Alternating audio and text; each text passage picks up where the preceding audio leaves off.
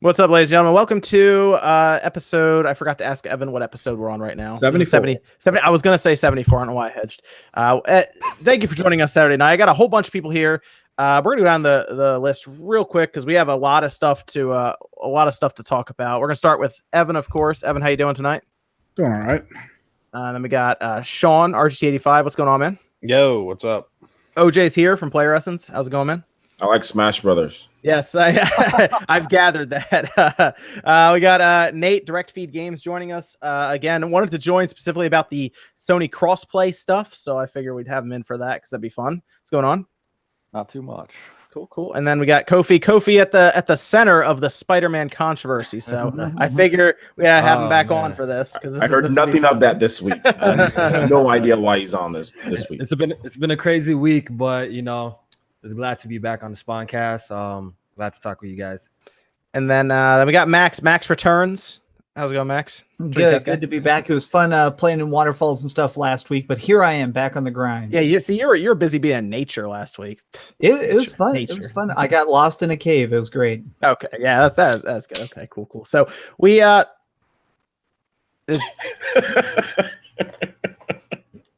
I'm just waiting for Tetsumo's like doing Birdman right now. Tetsumo's like, yeah. Just got excited is that the first one of the SpawnCast, Sean? Yeah. Pepper? Yeah, I actually haven't had many today. It's kind of busy. So only like 6.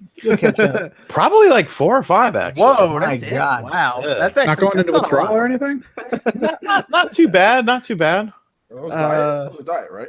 Yeah, that's a he'd be like dead. Okay. At least they're diet. This dude like walked out to the car when I was picking him up with like a case of it and then like a 2 liter in his other hand. You got to be prepared. It was great. Yeah, you were. I mean, you were ready, man. I had to go out and like get water and stuff to drink, and you were like in the hotel room, just stocked up. Yeah. So what's before we get into the topics, what's everyone been playing this past week? I know what Kofi's been playing because everyone's been yelling at him about it. But without spoiling too much, Kofi, do you want to let people know if they should or shouldn't buy Spider-Man? And Max, if you want to be kind of quiet over in the corner because I know you're under embargo, I don't want to get you in trouble. Yeah, I'm not under embargo. I got actually a retail copy. I got hooked up. Should people pick up Spider-Man? I say yes. This is definitely the best Spider-Man game to have come out. I know some people told me that's not saying much because previous games have been pretty bad, but I've been having a lot of fun with this game. Insomniac did a great job with this game. It's quality stuff, even though it's been surrounded by this whole downgrade quality, which I have my little 2 cents, which we're probably going to talk about it later, right? So I'll save it for then. But even with all of this going on, the game is absolutely amazing. The game still looks absolutely beautiful, and it was great. I really enjoyed the story, and the gameplay is amazing. It's real fun. It's float, like the controls are responsive and everything. Yeah, swinging, traversing through the city, New York. It looks great. Okay, cool. Yeah. So there's not much to worry about with the graphics. It was more about what was shown prior. Okay. Yeah. Cool.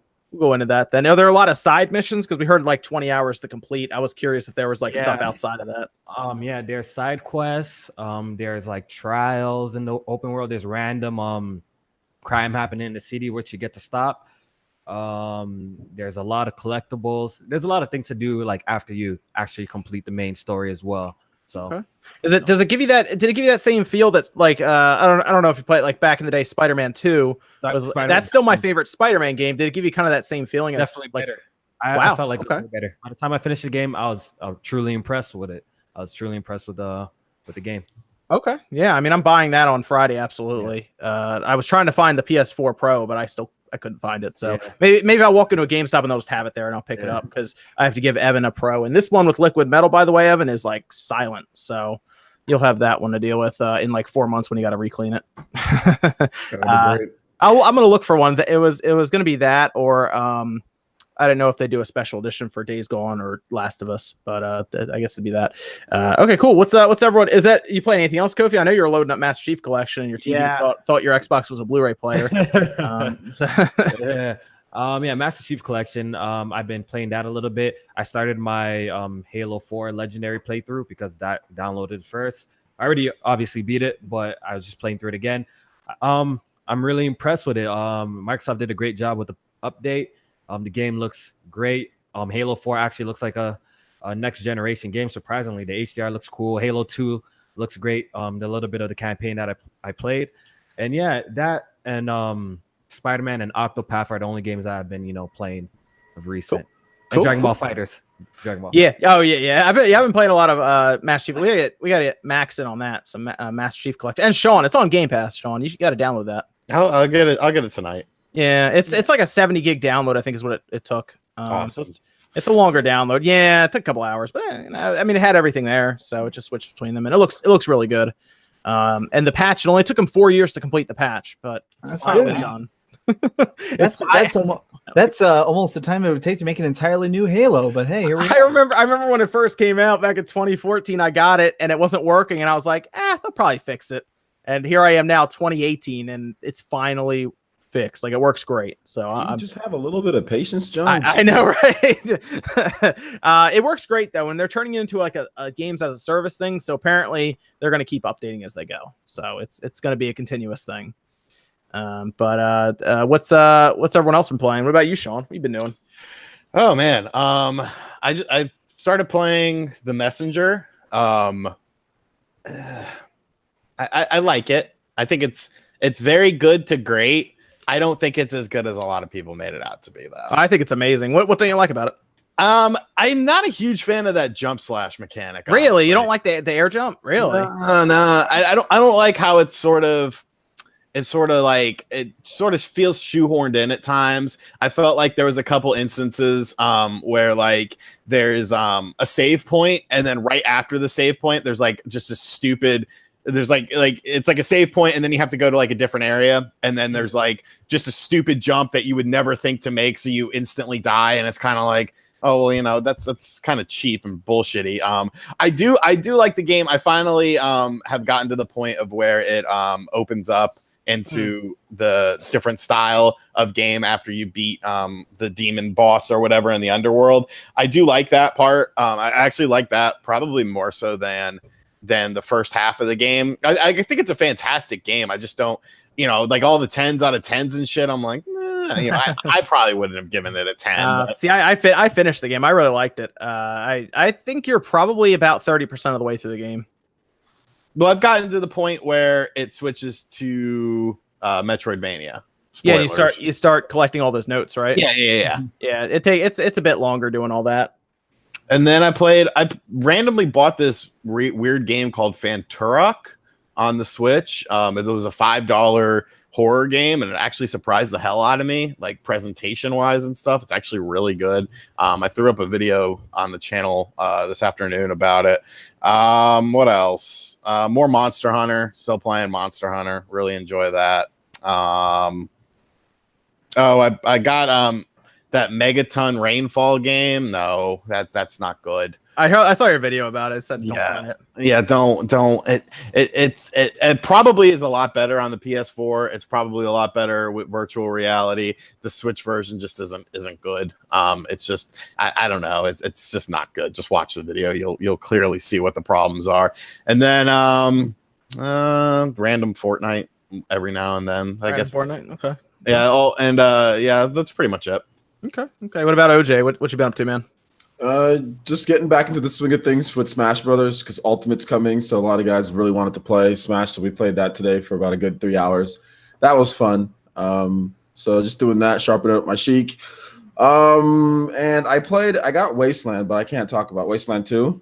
I'm playing a little bit of that, but I can't talk about it, even though it's an old game on the Switch. I have that. Yeah, I have that too. I installed it. I haven't played much of it. Yeah, I play a bit of it. Can't talk about it too much, but yeah, you might like it. Probably if you like the old ones, this one's right there for you. On I think it comes out next.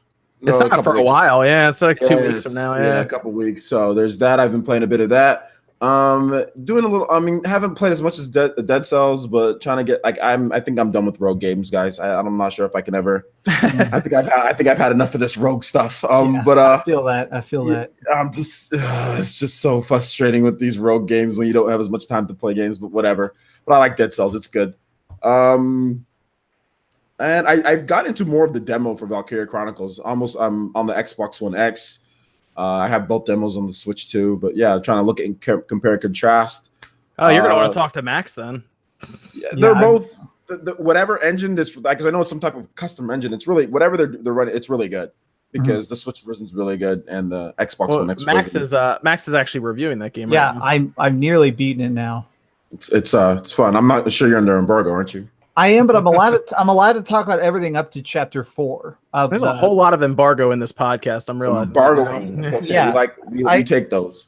I can talk about it fully. Valkyria Chronicles 4. I'm allowed to say my full opinions on the 10th, but man, it's good. The thing that kind of surprised me the most is that it's sort of like a remake because it goes back to the exact same time and place and all the events that are taking place in Valkyria Chronicles 1. So even though I haven't bumped into the characters from the first game, I think it's going to happen at some point. So I've been playing that nonstop. I'm also reviewing Spider-Man right now, but I can't say a peep about that. Literally in the paperwork, when you get Spider-Man, it says you are allowed to acknowledge you have it. So this is me doing a single nod. That video should be out. I do want to talk about it and the downgrade controversy. Yeah, because we'll talk about the public stuff. Can I also add though to that? Like Tuesday, Dragon Quest comes out, and if you're here in the US, you got a Best Buy, you can get Destiny for free.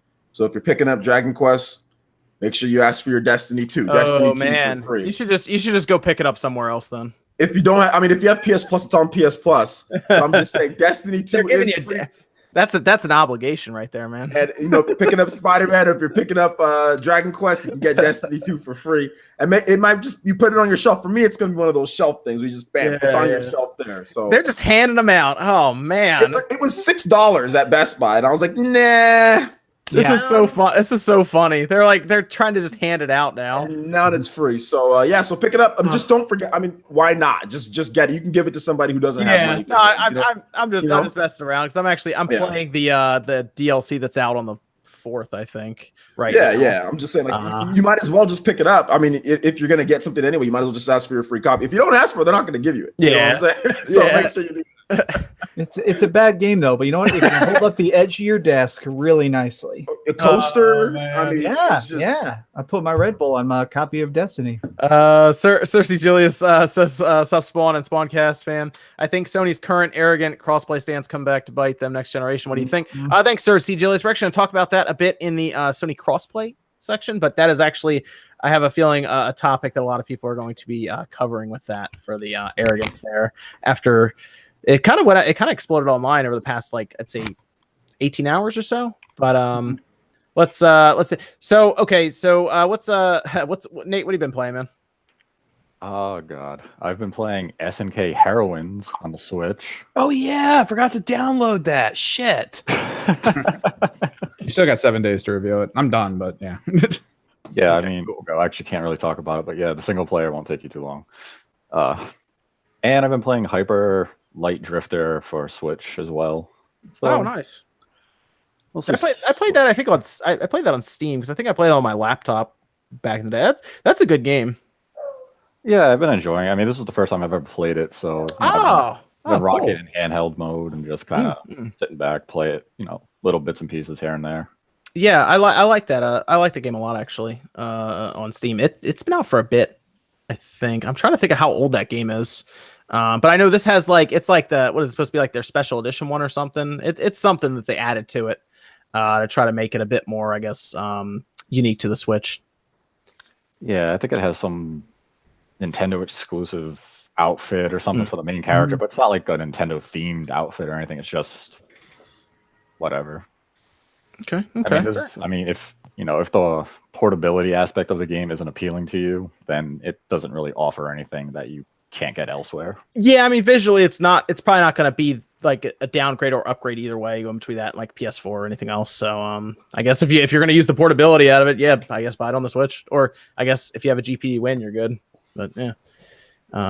Is that everything, Nate? Yeah, that's the only thing I can think of that noteworthy. Cool, man. Cool. And then Evan, you've been doing Snk Heroines. I know that. Yep, SNK Heroines, and occasionally dipping in still with my friends to the For Honor stuff since that was free. So I've just been checking that out. Okay. Seeing where it's been since everyone crapped on it. You got away from Monster Hunter pretty quick after those people ran you out of town. I'll probably pick that up again. I liked the game, as I said. It's just no one noticed. They had to get past the title, man. You know what I noticed is that's kind of funny is me and Evan basically made the same video unintentionally because we played it together so much. So we had a very similar experience because we were fighting the same bosses and stuff. And we had the same footage, but from different angles. And we kind of went into it the same way. But everybody in your comment section was like, how about you hate this game so much? And everybody in my comment section is, man, you love this game so much. And it's like, I don't know. It felt like we had basically the same tone. It was weird. People ripped your video apart, Evan, and I confused me. That's fine. I'm gonna try to keep it simple for the upcoming one, so that doesn't happen as much. That's great. Yeah, because you're doing SNK. Is that this week? Heroines. That's the 8th. Yeah, so it should be a while from now, but it should be this coming week, I think. Saturday. That's a Saturday. No. It's the 6th. The 6th, because John sent me the 8th. You better check that email. Yeah, I'll check it again. I have my email pulled up here, and it says the 6th. It would be completely crappy if they told us the 8th. There you go. And that'd be awesome. That means my review will get the views as I download it right now. Oh man, as you download it now. I guess that's everything. Yeah, I played the Destiny 2 DLC. I don't like Destiny after going from Master Chief Collection to that, just because it's so much slower. Feels like I'm underwater. It's very blurry looking. Destiny's just hard for me to play, and there's a lot. It's a lot different from launch because I remember I had that game before it launched, and I thought it was okay then, and now it just feels. I don't know. It feels weird now, and I don't think after Destiny 1 I kind of fell out of that whole thing. They really have been trying. So I did a video today on the Forsaken DLC, so go watch it if you haven't already. And man, it's really weird. They keep trying to just repeatedly remake that game of like, okay, what do you think about this version of Destiny? Oh, you don't like that? Okay, well, we'll just throw it away. Let's remake the whole game again. So the Forsaken remake is I think the new PvP mode. Gambit is awesome, but man, that game has problems. Also, that DLC is $40. Yep. That's why the initial is free. They want to try to make their money back, and if nobody has the initial game, no one's going to buy the DLC. Because here's the thing: you can't just jump straight from the base game to that DLC. Yeah, you actually have to buy all of it. You have to buy the in-between DLCs. So I've reviewed all the DLCs as they've come out. The first game was $60. Each of the DLCs was $20, and now just like they did with the original Destiny with Taken King, this is the $40 refresh. It's nuts. Yeah, it's they did this last time though, and they did it again, and everyone keeps like buying it. I don't know. That's Activision for you, I guess. Man, that's tough. Yeah, I don't like the game very much. I do like Master Chief Collection though, and everyone should go download it today because it's on Game Pass now, and it is so much better. It was so broken back in 2014, and it took them 4 years, but the patch is done, and it looks good on a 4K TV. Kofi was saying even I haven't played Halo 4 yet because I've been stuck on Halo 3, but Halo 4 looks like next gen looking, so it's a 360 game that looks like it's an Xbox One game now. Really clean. Yes, so I recommend it's on Game Pass. If you have Game Pass, go download it. The matchmaking is snappy, it's quick, and everything works. Whereas before, nothing worked. So there you go. And if you're that PC version, yeah, that's the thing. So I don't know if Halo will ever go to PC now that I'm thinking about it, because this was the time to do it.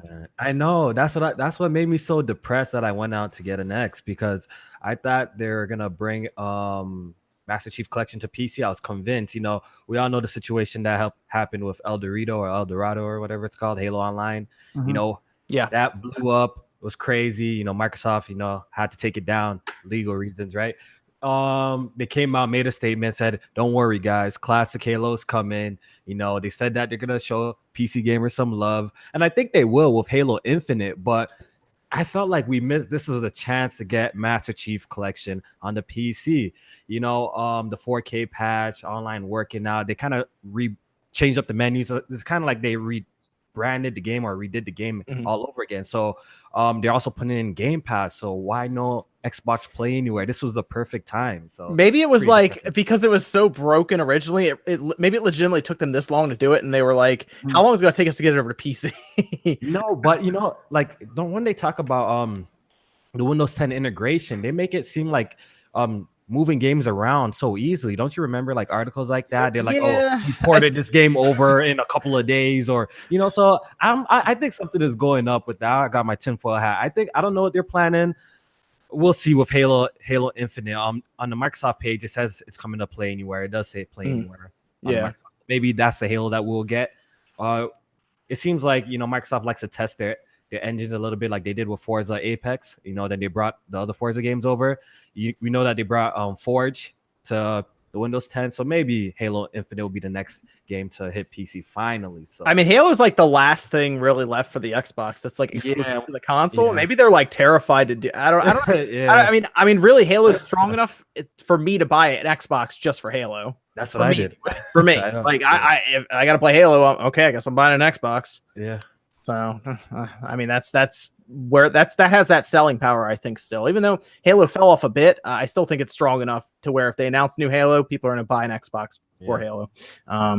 So, and that's Sunset Overdrive. Is that the last one left? Yeah, Sunset Overdrive and Halo. I think those are the only games I actually haven't hit PC when I think about it. Yeah, I think that's it. Yeah. So, and we saw Sunset Overdrive, I think at one point had some rating or something for PC. Yeah, for PC. It's actually rumored to come out at the end of this year. So like somebody told me that you might want to relax buying the X because, he said he heard rumors that Master Chief will come out by the end of this year and Sunset Overdrive. So, but at this point I couldn't wait. And I don't think Microsoft's going to bring it. So I just bit the bullet. I actually got to use one for a pretty sweet deal. So, okay.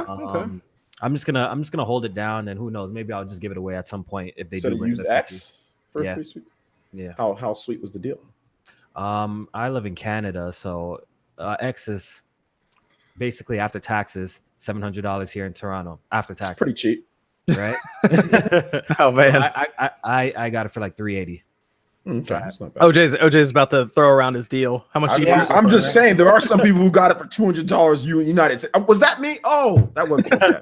That's because Target like glitched out and was just giving out. Oh yeah, right? I think I remember something like that happened. Or you could like stack coupons. Didn't like something happen? Like it was like a super stack. Like you can stack up a bunch of coupons together, and I ended up getting like $1,000-something worth of stuff for like. That's crazy. It drove me nuts because Player Essence, you were tweeting out about it and you were basically doing like step by step, but this is how you do it. And literally a minute after you did that, like is when I was waking up and I tried to do it and I said, "Oh, we just canceled this deal." And I was like, "No." Let me get some of these. Let me do some of these super chats. Then we'll get into some of the topics here. Nick Slyko says, "You guys are the Avengers of gaming." You're correct about that. Thank you. I'm Black Panther. Matches says Spider-Man cut the puddles to put in the DLC. Yeah. You know what's really funny is that's like the new meme now is this. It's the water when everyone's talking more about textures and lighting. It's very funny that's like. Oh, we'll talk about all that. It's puddles and water and stuff is like the joke now. Daniel J says, "Congrats on the play button, Dreamcast guy." Thank you. Congrats. I have it right here behind me. I'm going to grab it while you read off the next question. Okay. Stephen Garner says, "Remember Miramasa, the Demon Blade for the Wii? I think that would be an awesome port for the Switch, but does PlayStation own the rights to the game now since they released the game on Vita?"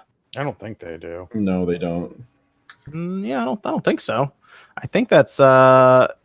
Vanillaware? Vanillaware. Yeah. Oh yeah. Talking about Muramasa. And then Marvelous Entertainment published it. Marvelous published it. Yeah, that could go anywhere if they really wanted to port it. Sure, why not? I'd be okay with that. That was a good game too. It was real good. I found it for $1 just by happenstance. I never even heard of it. I ended up buying it and I was like, "Whoa, this is amazing." I think I have that on the Vita actually. I think it's one of the few games I managed to pick up before the Vita became like, solid bars of gold to get now. Did they do a physical version on Vita? I think I just bought it digitally. I think they did. No, you know what? No, they did. They did do a physical version. Because I saw the box, yeah. Yeah, they did do. No, they did. Yeah, I see it here. They did do a physical one. Do you think Trip and Fall says? Do you think the Streets of Rage 4 announcement is the start of things to come from Sega? Have they finally realized how many dormant, valuable IPs they own? Golden Axe, Crazy Taxi, etc. I kind of do. Yes, and we're gonna talk about that a bit too because that's one of the topics as well. But I think you're on to something there, Trip and Fall, which is pretty fun. Max, did you get your play button? Yeah, that's what I was holding it up there while you're talking because it's super cool. It has like a giant mirror on it. Look at that. It says Dreamcast guy is the coolest dude. Well, I guess it doesn't say that exactly, but it's pretty cool. So YouTube has not sent me mine yet. Yeah, I made some questions about mine too. A buddy of mine, I don't want to say his name, but he makes really weird videos that are basically targeted towards kids. They're like basically reenacting fight scenes from Marvel movies, and he gets millions of views a month. and he hit like 100,000 subscribers like that. So when he was getting his button, I was like, hey, yell at him for me. So I got my button too.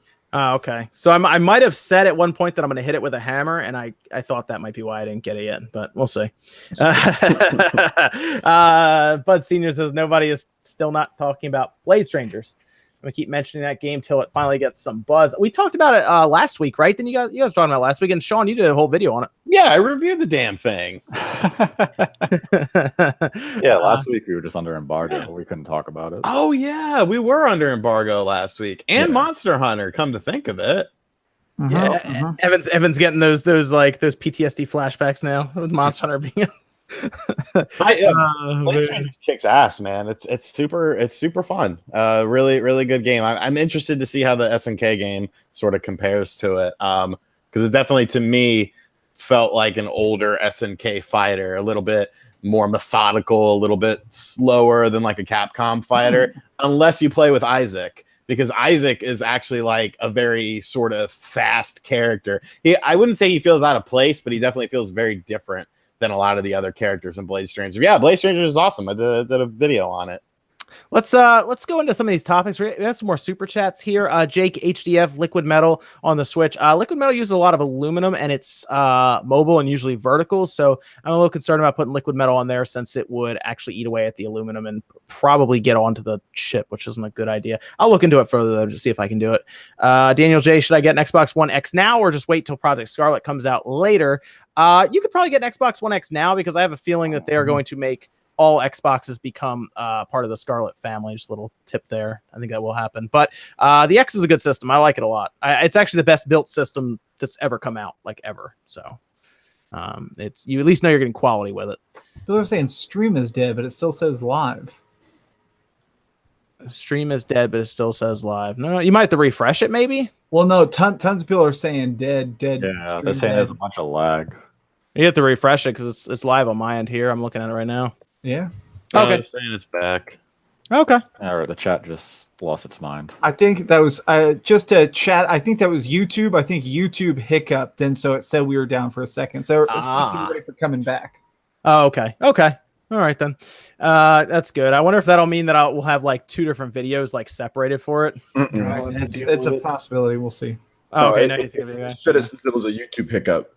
Oh, okay. Cool. That's happened to me. YouTube streaming is still nowhere near as good as Twitch. It's, Yeah, we gotta work. We maybe get on Twitch at some point for that. We're not partners with them, so I could like dual strings. I don't really care. Maybe we'll look into that a little more. Okay, topics. Let's get into these. Let's start with Onimusha and Streets of Rage. I put them in the same one because they're technically games that are. Streets of Rage is a new one. Onimusha is a remake of the first one, a remaster, I guess you'd say, of the first one. And they are. We don't know anything about Streets of Rage 4 outside of that it exists. We had some screenshots for it. Don't really know any platforms that it's on. I think most people can guess at least one of the platforms that it's on, which it's probably going to switch just based on indie sales there. But it could also, I think PC is probably a definite as well. But after seeing Windjammers 2 only go to Switch and PC, it's kind of hard to guess now with some of these indie games. But that at least has Sega roped in. And then Onimusha coming back, which is big because that's a game back in 2001 coming back, and maybe we get a new Onimusha after this. But what did everyone think? I don't know if you're familiar with something like Onimusha. What are you guys' thoughts on these games coming back? I'm like a huge fan of both. Onimusha 1 is actually the only only game in that series I beat multiple times. I've actually gone through it, I think 3 or 4 times. And on Streets of Rage, I actually follow one of the PR people that's like job it is to like subtly advertise for Streets of Rage right now, since they're not showing off the actual gameplay. And they actually did a behind closed door demo, and she tweeted out a picture of her like purposely badly covering. I saw that. Yeah. And then I think that tweet got deleted later, but if you saw it, it looks like Streets of Rage 4 is going to be like a cartoonish comic book style. Yeah, it's going to be all hand drawn art. Yep. But looking at the top bars and health bars and everything, it looks like it's just going to straight up be Streets of Rage 3, but with like really badass art. Let me try to pull up I have the press release here. Why don't you guys go and keep talking? I'll try to pull up the press release just so I can pull anything else out of it. What are we talking? Streets of Rage? Streets of Rage. I think it's funny that so many people are like freaking out about the art style, and it's like, okay, you literally saw 8 seconds of gameplay, like max, like literally. So I don't know. Like I think it's awesome, and everyone's like, oh, only Axel and Blaze are in it. It's like, do you know that maybe they just showed 2 characters to sort of get your interest up. But yeah, I think Streets of Rage is cool. Onimusha, I'm definitely on board with that. I don't like that Capcom is being Capcom with the Switch version of the game and doing their usual bullshit, but I guess maybe I'll just import it and get it sooner anyways, as far as the physical version is concerned. But yeah, Onimusha is a super good series that a lot of people have forgotten about. I actually have 3 still on the PS2. I don't have the other 2 though. I don't know what happened to those. I will say with Onimusha, this is probably the weirdest Capcom being Capcom that I've seen. Well, I shouldn't say that, but it's weird. Let's just take a look at Onimusha, guys. So Japan, there is a physical edition on Switch and PlayStation 4. There is a digital version in Japan. In Europe, no physical editions whatsoever with Onimusha, guys. Just 0. And how much is that? Do we know how much that Japan's physical copy is? I think they said the price, but I'm not 100% sure. But okay. I think it's pretty much like Okami or very similar. It could be like that. I'm not 100%. Because Okami cost me $50 when I bought that. Yeah, and then Europe, it's like, wait a minute, okay, well, why not at least PS4 and Xbox One? No physical edition at all in Europe for any system, and then here in America, PlayStation 4 and Xbox One. I mean, what type of weirdo decided to put that together? Like, it just seems so off balance. But I mean, the fact that I can't be too mad because people have been crying for Onimusha. Heck, I've been talking about it for a while. Like, hey, when's that coming back? I've been crying for it. So I was like, you know what? Why not? So I'm glad that they're at least bringing it back, and at least there's going to be a physical version that you can import somewhere. If you're in Europe, you got to go to Japan or whatever. So. It's on Play Asia for $35 for the Switch. There you go. For what's that? Oh, the Onimusha. Yeah, I just want to make sure that there's English in it though. Like I'm sure it will be, right? Because Okami's there was English, so I'm guessing that there's going to be, but we're not 100% sure. Yeah, I remember I said that in my video. Like we have to wait and see to make sure that there's English. So we'll have to wait on that. I feel a little bit weird. I feel like this is one of those rare remakes that I don't really care if I get a physical edition above. Like, I'm just so happy that it's finally coming back. I'm like, as long as I'm playing it, like, I just want to buy it somewhere. Yeah.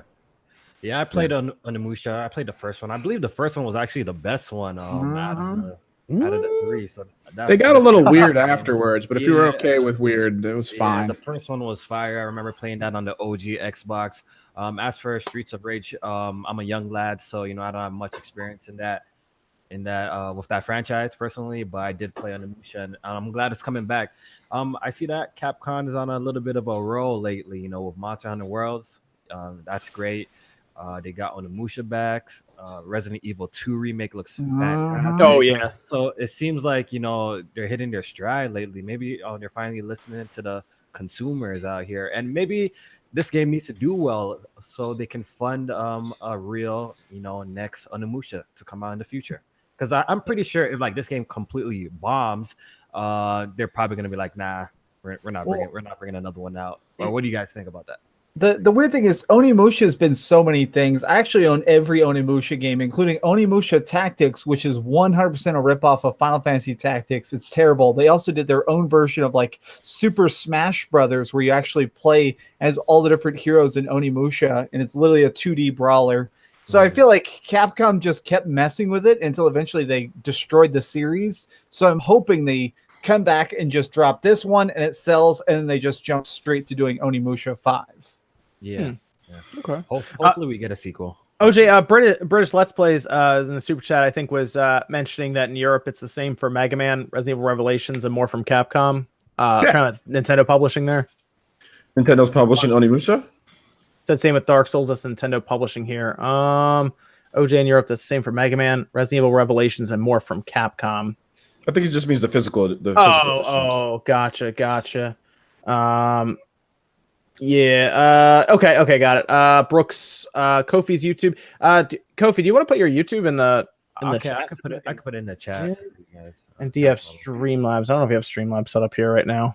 It won't come up on the screen. I mean, we have the link. Yeah. Oh, yeah. It won't. Yeah. That's right. We got to move over to a different way other than Google Hangouts. No, what you gotta do, John, is just take Streamlabs OBS and just plug Google Hangouts into Streamlabs OBS.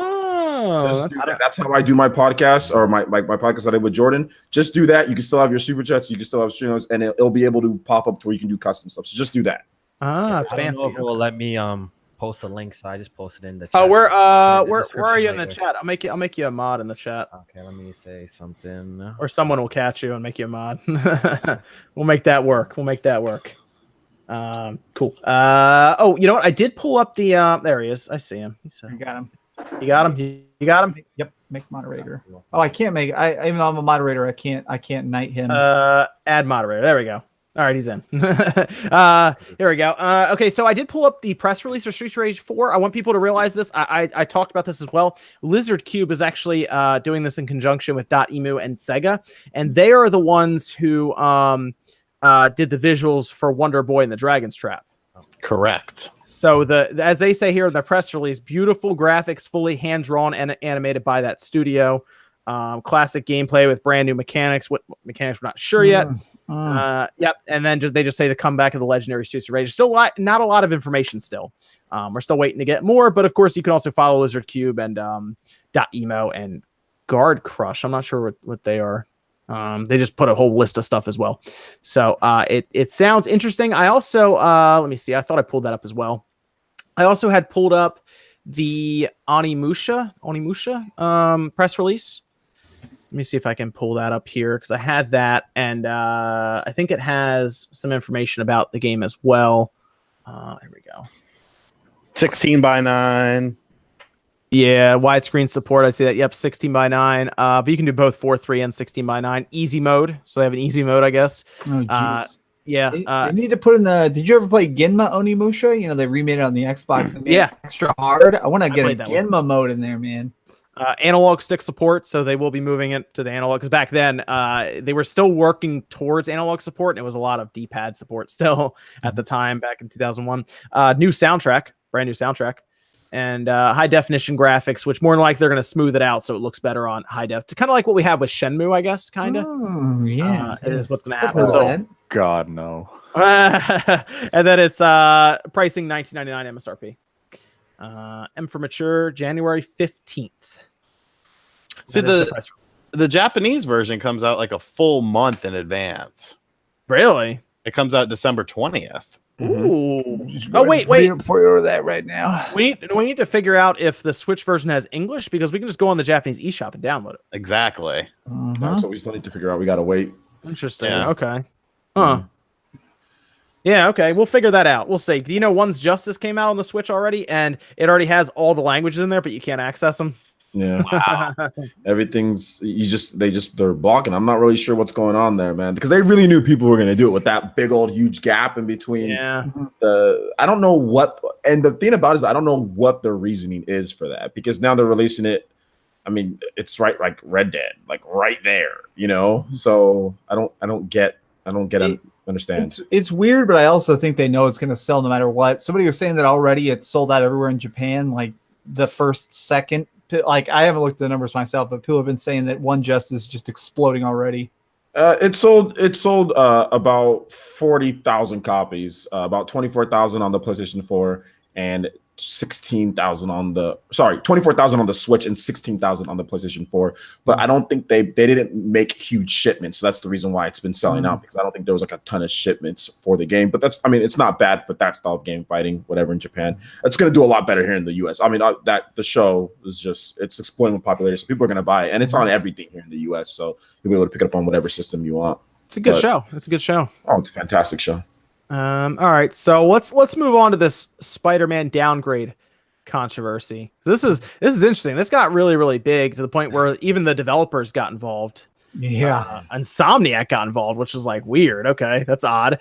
The idea is that we of course saw gameplay from E3 of 2017. If I remember right, it even closed out the show, because I think I made a joke that Spider-Man's been at 3 E3s and closed out 2 so far for Sony. So they did all that, and then come to find out, Kofi got it early, decided to line everything up, get shots next to each other, and it looked like lighting, textures were all different. It was odd. They definitely changed stuff. And then, of course, there was less water. So, Kofi, why don't you kind of talk about a bit what happened there? Yeah, so like this whole situation has been really messy. I'm glad it seems like it's kind of over until Digital Foundry like drops a video that's gonna back up again. They are apparently they are teasing that they are going to disprove it. So basically how this came to my attention, somebody actually tagged me. At this point, I didn't even have the game yet. Somebody tagged me on a side-by-side comparison where, you see Spider-Man doing a little bit of a dive, and I was taken aback, right? So I was taken back by the quality of the final build. So I think the next day I actually got a call from my retailer, because I'm really cool with a guy who has a mom and pop shop, right? And he hooks me up. He says he got Spider-Man. I'm like, okay, awesome. So he hooks me up. I start playing the game, and I see like there's a lot of talk. So even before I mentioned this, like there's a lot of talks, a lot of videos on YouTube about this, right? So now that I had the game and I'm not under no like embargo or anything, I'm like, you know what? People are saying these pictures are questionable. So when I get to these parts, I'm gonna put the pictures that I got captured straight off of my PS4, because people know that they can trust me, right, with that stuff. So basically, I got to the parts where of question, what we've seen of the E3 2017 trailer. I got to those parts and I got direct feed shots, right? Then I, put them together. Then the tweets automatically blew up. I somewhat became kind of like the poster child for this thing. The No mentioned me in their video, like I started it. That was cool. That was really cool. Yeah. So until then, it's just a lot of noise. You could imagine. A lot of people are looking forward to this game. So anything remotely negative about it, you're going to get attacked. So it's expected. I just wanted to give the correct information out, because like I said, the other images were questionable. People thought they were edited. And once I did put them side by side, the direct feeds off my PS4, you could really tell that like it's E3 2017 version did look better. In my personal opinion, I think it looked way better. Insomniac said they changed the lighting, which they definitely clearly did change the lighting, because and the textures. I know that's where the whole puddle thing started, right? I kind of find it funny how like the media too ran with the puddles, like nothing else looked different in the shots, like with the reflections and the textures of Spider-Man's suit and the muscle definitions and stuff like that.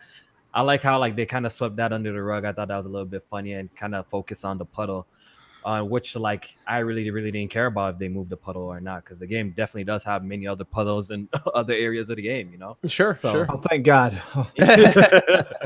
And I was about to cancel my pre-order, but you know what? I can feel safe. There's puddles in the game. It's just not in that specific shot. To me, I just notice how the colors look. Like the colors look so different, Spider-Man's suit and everything.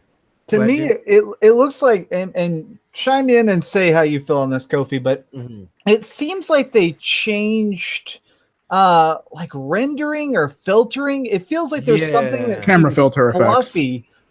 Like I would describe everything as fluffy. A lot of stuff looks kind of like how a pillow would look, like where things don't reflect directly. Like everything kind of looks like a stuffed animal at times, especially like when he's moving really fast, when you're like literally you let go of you full swing and you let go and you're running at the street at that like swing speed and stuff. You don't notice it, but when you stop and start talking to random people to pick up like a side quest or something, there is definitely something that looks a little bit like not even cartoonish, but everything looks like weirdly fuzzed out. Yeah. Like I turned off on film grain. That like bothers me in games, so I turned that off. It helped the image overall. Like I want people to know, like Spider-Man looks absolutely fantastic. Trust me. Overall, in today's standard, like I played through the game. The sections of the game is absolutely beautiful, like stunning. Just I guess some people can't get over the fact maybe just the word downgrade like sounds like so bad, right? So it doesn't mean like the game looks bad. You know what I mean? Just because you notice some changes here and just pointing them out, kind of cause a huge fuss with a certain amount of people. I actually personally made a little bit of an impressions video where I don't know if you guys seen the whole debacle go down. I was gonna mention that. Welcome to Art Attack, our new member. Thanks for becoming a member here. But Oh, and Evan, I assume you have. I think people are asking if you have more emotes coming. But Art Attack, there are some emotes, I guess, that Evan has set up and everything. And we'll be having more coming as we go along here. So thank you, Art Attack, once again. But Kofi, you're about to get into what happened with your channel, where it actually received a strike from Insomnia. Such BS. Yeah. So what had happened is I made a first impressions video, and even before I made that video, I was tweeting up people, I'm not gonna show any gameplay because I kind of been down this road before because I've received multiple games early before. So I said I'm not gonna show no gameplay. I'm not gonna, play no music or anything like that, or talk no spoilers. I was just gonna give you guys. I was making a live stream like this, talking with my subscribers or what I think about the little bit parts that I played the game. Like at that point, I only had the game for I think I had the game only one day, and I played it for like maybe 4 hours. So I just wanted to give like a quick little impressions on it. So I just did a live stream like this. So it turns out that I got a copyright strike from that. And the basis that I believe the community manager said why I got the copyright strike is, you see how I'm sitting here right now? I did have the Spider-Man main menu in the background on my TV, just like this, how you guys see me, right? And I think that was enough basis to flag me, and I'm cool with that. But you know what's funny? I'm not cool with that. Look, I'm not cool with that at all. I know, like it's like super petty. But what made it worse for me that I got a little bit triggered is when I went on YouTube, I see the exact same main menu on other people's channels. I went looking after you mentioned that. There are quite a few of them with that. The main so I felt like I was targeted because yes, I did provide some of the screenshots that were making its rounds, and I think the community manager did see that. So I felt like I was a little bit targeted in this whole situation, and I somewhat became like the poster child for starting this whole downgrade thing and stuff like that. So it is what it is. I did file what's that, retraction? So we'll see. Yeah, they haven't responded yet. Apparently they got 10 days to respond. If not in the 10 days or like 30 days, they gotta put the video back up and take down my strike. Here's what's gonna happen. They're gonna pull your strike on September 4th. That's what you think? Yeah, because that's when the embargo's up. Right now, because they pulled away your ability to live stream with that strike. Yeah. So they've essentially silenced you, basically. was their plan. That was their plan. So more than likely, I've seen this happen actually before. September 4th, your strike will probably magically go away, to be honest with you. Yeah, that's what I assume was gonna happen, since I haven't heard, and I filed for the retraction a long time ago now. It's almost 10 days. I haven't heard from them. So I feel like it will go away once the embargo lifts, or at least when the game releases. But like it seems like, to me, this whole situation was just funny because it seems like it was like a clear, like a target. Like you're not really feeling like the information that you're putting out. And you're recognized by a bigger game developing company. There you go. But the thing is, I just wanted people to know the truth, like, and I got like attacked for it. You already know how it goes here. I just wanted people to know the real, let them judge for themselves. But it was amazing, like just seeing like fandom at its best. Like it was crazy. I never witnessed this. Usually I'm pretty critical of Microsoft. I want them to do better. I want them to put out more games. So I'd be really critical with them, and sometimes they could give me a hard time, but it's like the first time that I've ever faced backlash from the Sony fans, and wow, I learned so much. They're absolutely relentless. It's bad, huh? It's that bad, huh? It was pretty bad. I was getting called racial slurs, a whole bunch of things, just for providing some screenshots. I just wanted people to just know the truth, and honestly come up with your own decisions. If you think the final build looked better in that particular scene, that's kudos for you.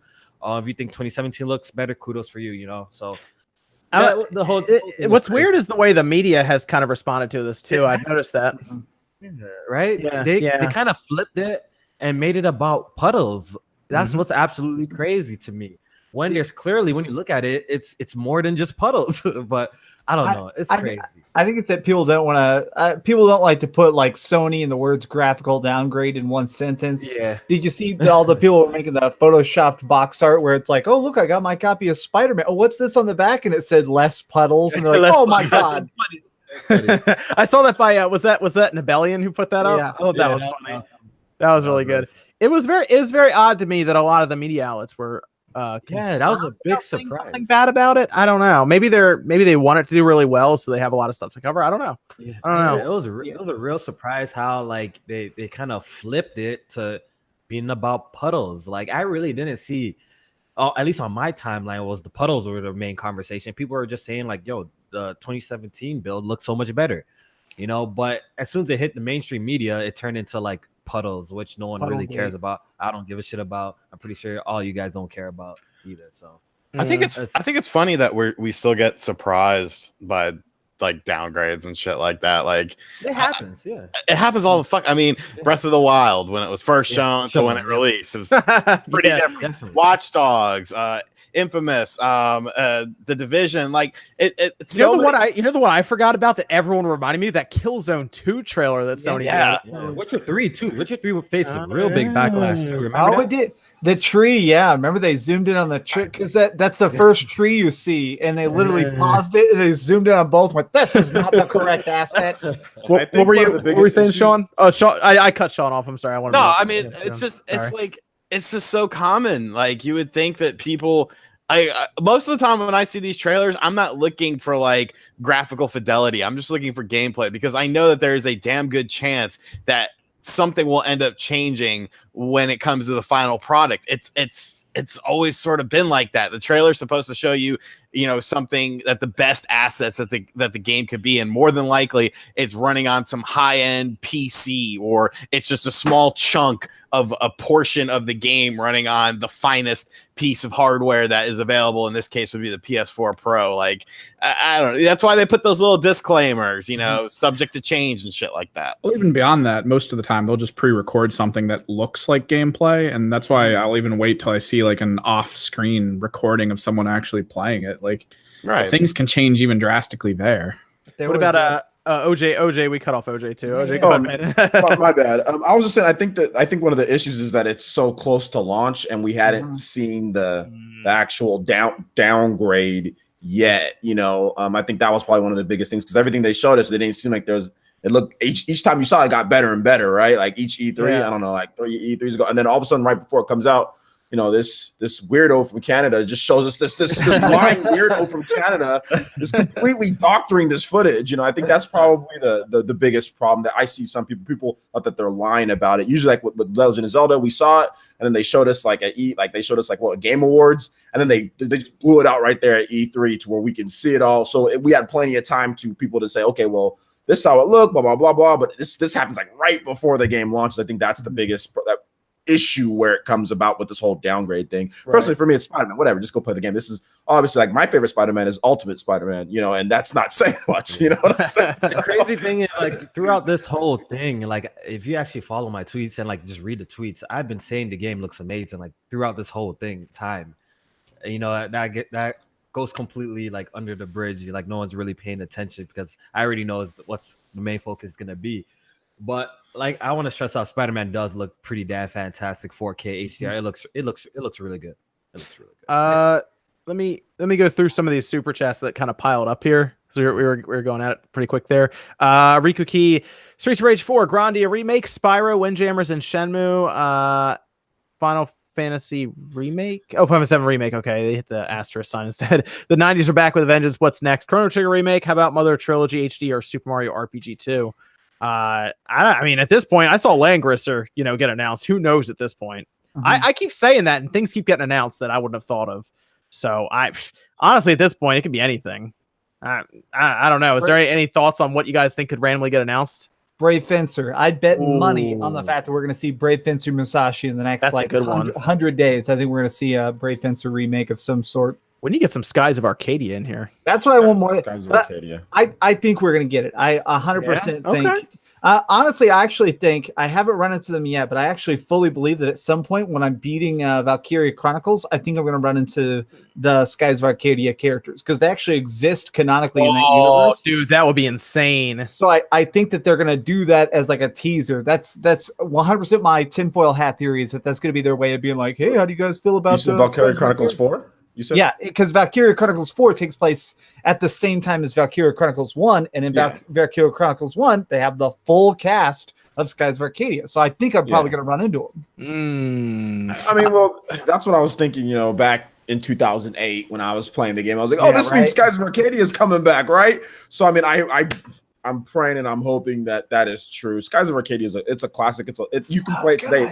It's still good. It's still dynamic and good today. It's that good of an. We got a release date for the first one, by the way, on the Switch in the US. Yeah, October, right? October. I think it's like October 16th. I think. Yeah, something like that. I had to double check. Yeah, just to make sure. It popped up pretty recently on Twitter. Let me see. We had a few others in Super Chat before we can move on. Anybody? Al Thor 55 asks, anybody reviewing / playing Victor Vron for the Switch? I wanted to snag it. I still may, but I wouldn't be able to review it anytime soon because I'm going out of town. I think that might have been offered. And I didn't take it. I was looking at it though. I had it. Wait, hold on. I might have it on Steam. One of my Patreon people is like completely obsessed with the game. He's a fan. He's a fan of Diablo and shit. And he picked it up and like the first day he was like, "Oh, I like it." And now he's like, "I can't stop playing it. Like it's so much fun." And it has like online and stuff and 2-player local couch co-op, 4-player online. He said it's really good. No, I don't have it on Steam. I thought I did. Yeah, it's $20 on Steam. I thought I had it on there. Yeah, it's very Diablo-like. ARPG, yeah. Maybe might look into that. Jay Chowder says, do you think that Nintendo will do an RPG of Dragalia Lost on the Switch if the mobile game does well? Probably not. They'll just keep adding to that game. It's honestly, those kind of games make a lot of money. Like, Fire Emblem Heroes and anything that has random chance on the cell phones. They'll probably just build off of that. It's low investment, high reward kind of thing. I don't think they'd bring it to the Switch. Personally though, Art Attack Puddle DLC over Horse Armor DLC. If they release Puddle, they should just do a free Puddle one. That would be hilarious if they did something with that just for free. I want to see somebody Photoshop a Wind Waker cover, and it looks like Spider-Man standing on the boat instead of Link, and let's be like, this is it, this final DLC. A question for Kofi from Spontaneous Tone. Kofi, without any specifics, how was the side content? That is my only worry on this game. Don't worry, the side content, there's a lot there, from collectibles, from time trials to score. There's a lot there after you complete the game, so you don't have to worry about that. The side quest too. There's regular side quest too. A lot of stuff to do. Also, all right, good. That's good to hear. Dave Easley, Spider-Man, PS4, 7.8 out of 10. Not enough water. IGN. They were getting out in front of that. I know they were getting out in front of that score from IGN. Turusk El Bay, give me Legacy of Kain series. I forgot about Legacy of Kain. That would work. I would be okay with Legacy of Kain. It's gonna be one collection where it's just that main story arc. It was so good to play front to back. Was anyone weirded out that they didn't do an Onimusha collection rather than just the first one? Not really. I think it's just they're trying to do it as cheap as possible. I think with a lot of these things, like if the Shinmu collection has taught us anything, it's that people are trying to find the cheapest way to port the smallest thing for cheap. Like even sell it for a low price, and if it sells well, then okay, let's go back later and do it again. Makes sense. Wolferail 12. The only games I care about from Insomniac will be Ratchet and Clank, and the PS4 reimagining was just okay to me compared to the PS2 and PS3 games. Next Insomniac, Ratchet and Clank, the PS4 reimagining. Okay. Yeah, I mean, Ratchet and Clank's fun. I played it a lot on the PS2.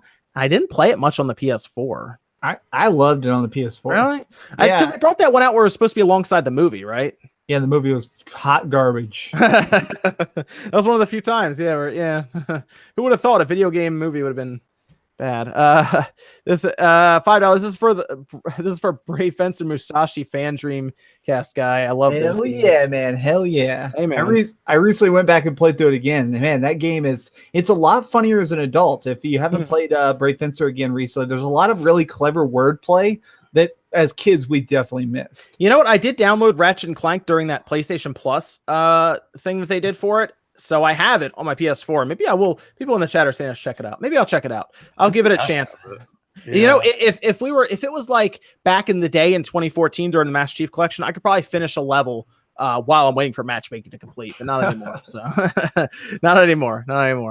Let's see. We spent time with the super chats. Let's go into another topic. All right. So this is an interesting one because this kind of had some controversies. So Last thought on that, Insomniac, you should remove Kofi's strike on September 4th at the minimum. The best would be removing it now, but I think Kofi, you're gonna wake up September 4th and magically it's gonna be gone. Hopefully, so I can start streaming on my. If it's not, I would send them a message, be like, "Listen, embargo's up. I'm allowed to show the title screen now, so take my strike away." I think that's going to happen though, and then you'll be able to stream again. People in the chat, just in case you're not aware, Kofi does have an entire podcast that he does, Press Start podcast, but they cannot stream it now on his normal channel because of that strike. So if a channel gets a strike, they can't stream for like 90 days or something crazy. Yeah. So basically, if I didn't fight this thing, I wouldn't be able to live stream on my channel until November 24th. So how we did the last podcast, we did it on one of the members' channels, and we just imported it back to my channel right after. But Spawnwave, Dreamcast guys, all you guys, thank you for the support. I seen you guys on Twitter tweeting them Insomniac 2 and liking the post, so I appreciate that. And trust me, I appreciate that a lot. Oh, you got it, man. You got it. Yeah, it's not getting a strike's never fun. Like I said, OJ's even been on the other end of that, just for showing what was that, OJ, a PS4 Slim or something? A picture of a PS4 Slim that one of Sony's own employees leaked. That's crazy. I think I got to be more careful with maybe Sony games, because I've noticed with Microsoft, they're a little bit more lenient when it comes to talking about games that I haven't released yet. Like, I feel like Microsoft forgets they do that though. Like, they're really lenient, because I don't know if any of you guys remember, there was a little whole debacle about Recore. I kind of been through this somewhat before. Well, the load times, I don't know if anyone remembers anything like that. Yeah, Recore load times, and I think I talked about it in the video, and Microsoft never striking me down or anything like that. They just let me talk about it. It's crazy. Maybe you're right. Maybe Insomniac was just like, we'll show him. We'll strike him. I don't know, man. It is suspicious though. Yeah, a little suspicious. Especially since one of the videos I saw had like 100,000 views on it or something with the title screen. I was like, same title screen. Crazy. Interesting. Yes. The funny thing, I didn't even put it up on my channel. It was in the background. It was in the background, like on my TV, like this too. Yeah. Crazy. So yeah, I would, if it's not going September 4th, I'd send him a message on Twitter and be like, "Yo, it's September 4th. Embargo's up. Can you remove my strike now? Thanks." And they'll probably just pop it off. I have a feeling, because they said they're looking into it.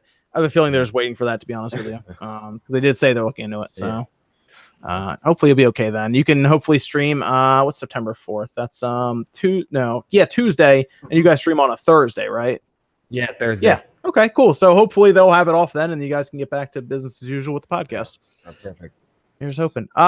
This is an interesting one, because this was a bit of a controversy online for a bit. I think a lot of people actually chimed in on this one. So we had the Nintendo Switch Indies event.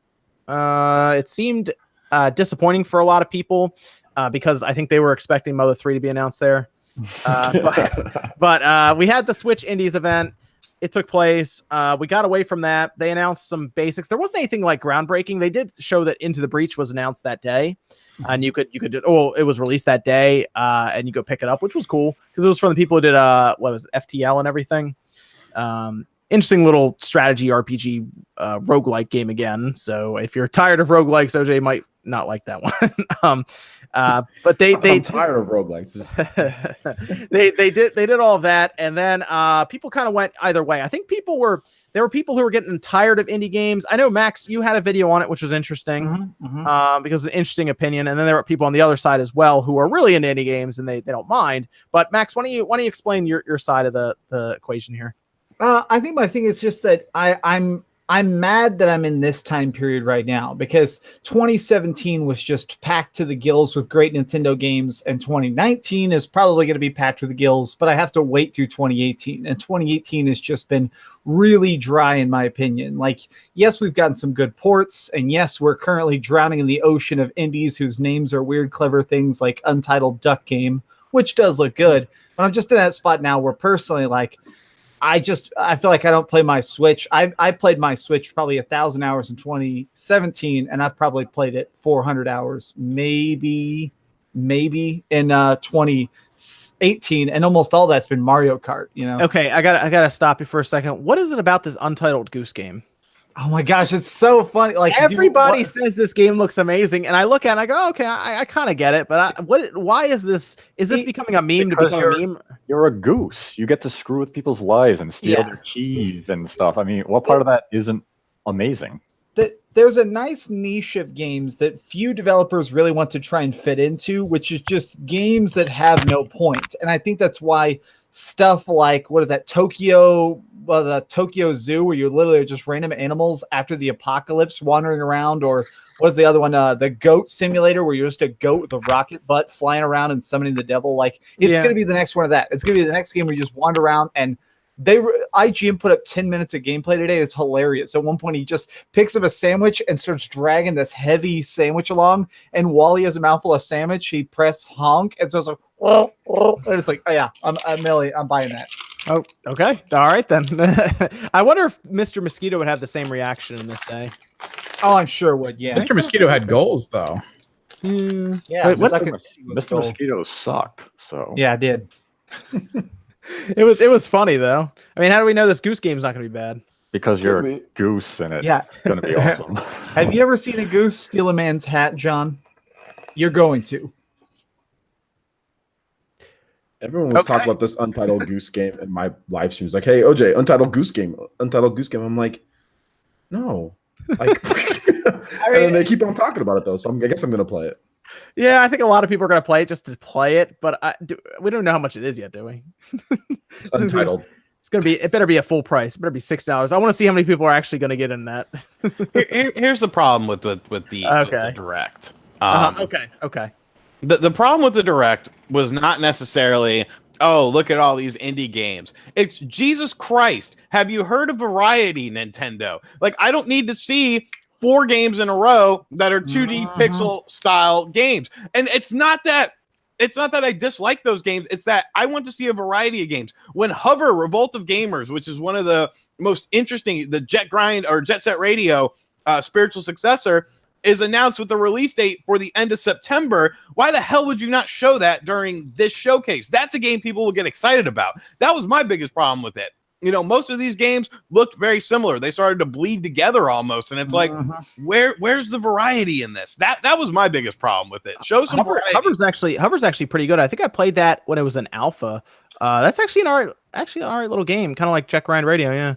Yeah, like it looks awesome. It looks like a game that, you know, you're watching this and you're like, wow, that's a cool 2D looking game. Wow, that's a cool 3D looking game. Wow, there's good variety here. And there just was no variety during the presentation for me, for the most part. The sizzle reel had a bit of variety, but that was the biggest problem in my opinion. All the games just, it's like, oh look, a 2D pixel art style game because you've never seen one of those before. It's like, fuck, man, come on, show me some different. And it's not like you have a lack of games to choose from, because there's literally 793 indie titles releasing between now and October 1st. Did they hit 1,000 games on that eShop yet? Number 2. They're close, right? Did you see? It's become a real bad problem. The eShop is so destroyed right now. Did you see someone said what FIFA's coming out in like 6 days and it's not on the eShop yet? Whereas there's like 18 things at the top of the eShop are like, hey, how do you feel about Start Your Car Simulator 4? That's out. I know, right? I pre-ordered it. Yeah, that's weird. You know what? I didn't notice that till just now. I didn't realize FIFA's not on the eShop right now. Yeah, a bunch of people are talking about it. Like you have to search for it, but it's not in the upcoming game. Is NBA on there? I don't think NBA is either. Like it's these giant games are getting no attention, and it doesn't make any sense. Of like, just put a store page. Like, just make a pre-order now button. Like, make it where I can click something and pay for it. But this stuff is buried beneath like Super Transformers finger bang. You know. FIFA. I don't think FIFA releases till the end of the month. NBA 2K releases the 11th. And oh shit, you got a $60 thing, John. So talk about that. So we can buy Goose Game, yeah. Is that for Goose Game? It is. Yeah, it is. Jake HDF, here's the money for the Goose Game. I want some gameplay. Well, Jake, I'm gonna have to play it now. Either way. When does the Goose Game come out? You know what? We're gonna have to find that out because I'm gonna have to post a full video of me playing that game. Look, we can buy the Goose Game, and now YouTube can buy the Goose Game since he gave a bunch of some money to YouTube. Super chat. I mean, how much is it? You could probably buy us all the Goose Game. Yeah, can we all get the Goose Game? Everybody can have Goose Game. We'll all have to get together at a convention when it comes out. We'll all get together and play. When is Goose let me Game. see. You guys stop being wusses and come to the West Coast. It's it's 2019. They don't have a release date at all. It's just generic 2019 right now. We're getting Untitled Goose Game. Hell yeah. That's happening. Yeah. All right. Thanks, thanks, Jake, for the generous donation. But yes, we will be playing the Goose Game. If there is multiplayer, I guess we'll all be playing it at the same time. With just, I guess, let's have a LAN party at my house. Untitled Goose Game. I got 4 bedrooms with only one. I'm the only person who lives in here. I got 4 bedrooms. You guys, we can have a LAN party with Untitled Goose Game. Let's do it. Oh my God! I'm gonna wear a goose costume. Be ready for this. Yeah, I need to. Yeah, okay, yeah, I need to get to the West Coast some point anyway. Yeah, that's really cool. Thanks, Jake. We'll be doing some Goose Game stuff. There'll be some Goose Game. Yes. That's gonna be happening. Yeah. So the eShop, Sean, you were just talking about it, weren't you? About we were missing some games here, right? Which game, or when's NBA come out? When's 2K come out? Do we know? I think you muted yourself, Sean. Comes out the 11th. There you go. So it should be incoming soon then, right? Activate the chip filter. I would, yeah. We're having sweet potato tortilla chips from CVS. Oh my fucking God. It's too late for me to eat, but God, those are good. They are. Dude, it is not here. It skips right past the 11th. Yeah, that's a problem. Dust and Elysian Tale is there, and then it goes right to Time Carnage on the 12th. Well, that Dust game is an awesome game, by the way. Time Carnage has dinosaurs and robots and aliens. What is this game? It's a time traveling first person shooter that has like dinosaurs and zombies and shit. It looks terrible. But they're letting everything on here. Yeah, I'm pre-ordering that dumpster fire. This is actually kind of related to a Discord question as well. Oh man, yeah, go for it. Okay. All right, it's related to the whole Blossom Tales thing. Apparently, selling way better on Steam than it did on the Switch. I think that's the other way around. Yeah. Blossom Tales sold 20 times. Oh, okay, misworded. Other than because the Switch has less games back then, it might also be due to being drowned in Steam's massive library. What do you think Nintendo has to do to prevent this from happening? Do you guys think the Nindies Directs is a good enough solution? I can tell you why Blossom Tales sold as well as it did, because it's a top-down Zelda game on a system with no top-down Zelda game and a bunch of people who want a top-down Zelda game. That's why that one sold as well as it did. Whereas, what was the game that we just heard about where the person Star here? They were not happy apparently. That was the one I was thinking of when I was reading. Apparently, they've had problems in other platforms too. That's a whole rabbit hole to go down. But apparently, theirs didn't do as well. They were claiming visibility issues. I don't know. You know, it's hard. I mean, I can't find NBA right now. That's a big budget AAA sports game. I can't find that right now. That's interesting. I think Cosmic Star Heroine is one of those games that's coming out right now that definitely is suffering from the indie flood, like where there's just so many games that look like a reimagining of a Super Nintendo game that it gets completely lost. Like Cosmic Star Heroine is good. They got so desperate for any coverage, they sit like every room in the world. It's like they didn't send me one. What's this about? They didn't send me one. Really? I own it on every console, literally. See, they could have. Actually, I made a video for free for them. Then I actually bought it. They sent me one. After a few, I asked for it. They sent me one. I think one of the biggest problems is like the visibility. And I did want to pose a question, just kind of stimulate the conversation here. Do you guys think that the whole big maintenance that's going down and is changing up the eShop to where it's going to look maybe a little bit more like the Wii U's was, or do you think that because they're having that big maintenance, like 10 hours down or whatever, coming up pretty soon? Yeah, what's that about? So I mean, do you think that there's a pretty much like an eShop overhaul going on pretty soon? Here? I can't find NBA 2K19 on the eShop. I don't think it's on the eShop. Wow, I can't find it at all. I searched for NBA 2K19. I searched for NBA. It has 2K18, no 2K19. I don't think it's there. That's weird. OJ, I do think that there is something going down. When is that? Is that Sunday? Is it tomorrow? What is that maintenance? The 3rd, I think, right? Tomorrow's the 2nd. Okay, so Monday, yeah. I think that firmware 6 is getting pushed in the next week or so. This new big firmware, I think that's happening soon. What about FIFA? You have a FIFA code that I never activated. Oh yeah, you know what? Someone called it out. They removed all the puddles from NBA 2K19, so they're actually having to take it off the eShop for a second. Oh, messing up. And FIFA's on. I see it on the website, but I don't see it on. Yeah, it's weird. I just searched for it now. It's not on the actual shop, but it is on the website. It's weird. Maybe you're right. Maybe NBA 2K19 isn't even on the fucking website for Nintendo. Really? That's not on the website right now. Nintendo's the best, though, guys. What's going on? But that's weird. Maybe it has something to do with the. I don't know. That's weird. You figured it'd be there by now for pre-order. That's the other thing that apparently the Cosmic Star Heroine person was saying, that they were not able to get a pre-order page up for some reason, or they weren't able to take pre-orders through the. I get his position, but he kind of came off like a whiny bitch. Did he? No, he's been whining since he couldn't get the system on the Switch, and then he whines it doesn't sell on the Switch. But then he says, "Well, I didn't market it. I didn't do anything about the game." Oh, but why did it bomb? He can't blame the eShop. It bombed on every platform that game's released on. Yeah, that's what I was gonna say. His marketing sucks. It's his fault. He won't get a publisher. He won't do this. He won't do that. But then he says, "Why are people buying my game?" I don't know, because no one fucking knows about it. And then it's overpriced.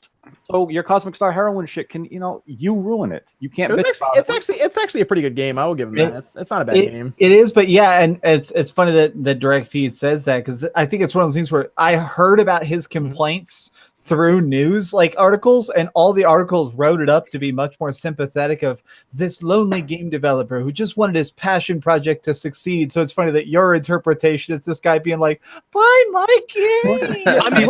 He goes to Twitter. Oh, Nintendo won't let me put it on the Switch because it's not exclusive and it doesn't have any new content. And the game's been out for 2 years on a Sony device. Why won't let me do it? Oh, I don't know, because Nintendo is saying your game has to be exclusive or have new content. We don't want your old shitty port.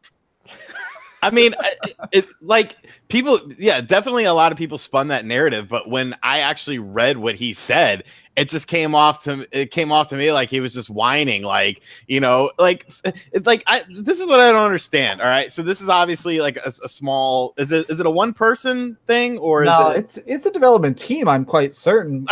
But yeah, small. One guy's leading it though. So yeah, a small team. You would think that your biggest priority would be marketing your game so that you can make money, so that you can eat food tomorrow. You just don't throw the shit out there and expect it to sell. Like, a lot of games sell on the eShop. A lot of games probably should sell better and don't sell better. You don't really. One thing about as bad and archaic as the Switch eShop is, you don't really hear many people saying our game didn't do as well as we thought it would, or our game bombed on here. You usually hear the complete opposite, like, holy shit, we sold way more on the Switch than we did on the PS4, or we did way better on the Switch than on Steam. So for this one guy to come along and just be like, look at me, it's like, shut the fuck up, man. Get out there. I mean, it extends me even on that. He's like, well, we sent out the games for Switch, no embargo, and we gave out the codes like a month early. Well, you're getting coverage like the day after you send out the code, and then you're getting it leading up to release. By the time the game came out, who even knew when the game was releasing? Set a fucking embargo for a week before it came out, have a bunch of coverage hit at the same time. That's this huge window of coverage over a 5-week span. By the time the game came out, people were like, well, I thought this game came out a month ago. Everything he did was wrong. In the PR business, they called it a thunderclap of that's actually the main reason embargoes exist, is to make sure that everything comes out simultaneously. Like, I'm just explaining for chat, but yeah, it's one of the things of if you give out 1 million copies of your game and tell people to talk about whenever you want, you're going to have a little trickle of a let's play here and a review here, and then some sort of graphics comparison over here. You need all of that on one day, so the entire internet just goes and talks about it for a second. But yeah, and that's why, it's always funny to me when I see people complain, oh, so-and-so just did a video on this too at the same time. It's like, yeah, it's called an embargo. It's kind of how things work on the internet. They set it so that everyone starts talking about it, whether it's good or bad. It doesn't fucking matter. It's going to show up on your Facebook. It's going to show up on your Twitter, because your favorite content creators are probably talking about this game. And yeah, when you just throw it out there with no sort of embargo and just, no marketing, no anything, and then you bitch that it doesn't sell, you just come off whiny as hell. Yeah, he whined about it, but it falls the blame on limited run games too, because they're publishing the physical version. And then, they've complained that some of their digital releases haven't sold. Where do they market anything except for their physical copies? They're just like, oh yeah, the game's on the eShop. Buy Saturday morning RPG. It comes out tomorrow. Like, oh, that's great marketing. Thanks. Let me move on from this, because we actually have a few other things we have to go over, and we're running out of time a bit here. And Evan says we have some Discord questions too. That actually went off a lot a lot more than I thought it would with the Cosmic Star Heroine debacle. Art Attack, who's a new member here, asks, actually, are any of you guys going to play Fallout 76? I know I will be, and I know Max will be, definitely. But what about the other guys? Possibly. I'm not a big Fallout fan. I don't know, man. I might be a Cyberpunk. I might have to just wait for that because that looks like a mixture of that and Deus Ex, which I prefer. So yes, Cyberpunk actually looks really, really good. We're actually going to talk about that briefly as well. I know I'm going to get Fallout 76. I'm sure Max and I will play together too to try it out and everything, and should be fun. We all got to play the beta. So I've been watching a lot of coverage of it, and it sounds like the beta is going to basically just be 100% the full game. You're just going to get to play it the week early. You'll be able to do everything. There won't be a cap or anything. So let's start playing it then. And when the full game comes out, we can just destroy everybody. Okay, that'll work. And then Eric Popowich says Goose Game Boys. You're right. Eric Popowich again says Goose Party. All right. And then Noah King asks, can you get Jordan Fringe on the next live? Sure, we can do that. I think that's all the super chats getting caught up. Yep. All right, cool. And then we have Battlefield 5 got delayed. Thoughts on this? Because I think Max is probably going to end up giving away a $20 card for me. Yeah, man, I cannot believe. I literally feel like I'm the only person in the world who's still excited for Battlefield 5. No, I'm gonna play it. I'm gonna buy it. But I'm still hyped about it. Like, I love World War II shooters, so it's weird that now the whole internet now is like, nope, like it's garbage. Like I was always expecting this to be a weird, fakey, crazy, hyper realistic. Let's flip out of planes and shoot a laser beam into Canada. But yeah, it's weird. It looks like it's gonna be a bomb. We got pushed to November 20th. Yeah. Are we talking about like relative to what it usually sells? Because I still think it's gonna sell like 3 million, 4 million plus. Well, they were looking for, I think, 10 million out of this one. And that's the thing is, do you remember there was a big quote that went around about when what was the game that tried to go toe to toe with Overwatch and completely screwed up badly? Battleborn was a complete flop. Even though it sold 3 million units, they needed it to sell 10 million units. They established it as to be the next brick in this franchise. So if it didn't sell 10 million, it flops. So this thing, the fact that it might sell 3 million is so. I mean, it's Call of Duty's probably going to sell 15 to 16 million by the end of the year. Yeah. Well, somebody was talking about, I saw somebody's video. They were saying the numbers for Call of Duty last year was like 30 million or something. This is Black Ops. Yeah, that's why people were telling me that Red Dead was going to be the bit. No. Call of Duty is going to be the best selling game of the year again. It'll catch up to Far Cry 5 and then like almost lap it probably. Yeah, Call of Duty is always going to be, it's always in contention to be the best selling one, just because it's just so fluid. People just been playing it. It's like I said, it's the shooter version of Madden. Back when Madden actually used to sell 10 million plus. Yeah. It's like literally like the shoot, but it's even eclipsed what Madden did. So I mean, the people who buy this, that's their game that they buy. I guarantee you, a lot of these dudes that buy Call of Duty only buy 1 or 2 games a year, and they're waiting. They've been waiting for Black Ops to come back around. Exactly, and every year they wait. So to them, it's nothing. Like $60 a year for their one game that they're gonna play, then go back to doing whatever. It's nothing. So that's why Call of Duty is so big, and that's why I never trash Call of Duty. It's like, dude, this is their game that they play. You know what I'm saying? Like, why hate on that? If they don't want it no more, they're not gonna buy it anymore. So people say, oh, it comes out every year. Why would you give up that money? Think about that. If you guys were doing a business, why would you give up that? If people literally are telling you, yes, I want Call of Duty every single year, this is the only game that I play. And they made when people hate on it so much. I'm just like, why? And they made the right move by getting 3 studios involved and getting the work spread out. Because if they try to make one studio do that every year, it would be like Madden, basically. Yeah, which is what Madden's turned into, and that's why Madden's had a steep decline. Over the years. So. I think OJ nailed it there too, and that's why every single Call of Duty is just getting more and more filled with freaking microtransactions and season passes and stuff like that. It's because OJ's dead right. Like people buy 1 game a year, and that's freaking COD. Do you know what's fascinating about the situation? Battlefield 5 is probably going to offer more content and less wallet grabbing after the fact than Call of Duty, which is not going to have a campaign. They're going to have a season pass. They're probably going to have full-on microtransactions because they got away with it last year, and they're going to probably more than quadruple Battlefield 5 sales. All because of EA doing some of the worst communication with their fans ever. I don't know what's worse right now for EA. It's either the Raiders fans, how they feel, and that organization, or EA right now. And then we got Anthem coming up, and I'm a little worried. I'm a little worried about Anthem right now. I'm gonna be honest, because EA is they're gonna come out of that situation with Battlefield not happy and looking to take something out. I don't think they might take out DICE, but if Anthem shows up as badly, BioWare might be in some trouble. But BioWare last week, Anthem's gonna bomb.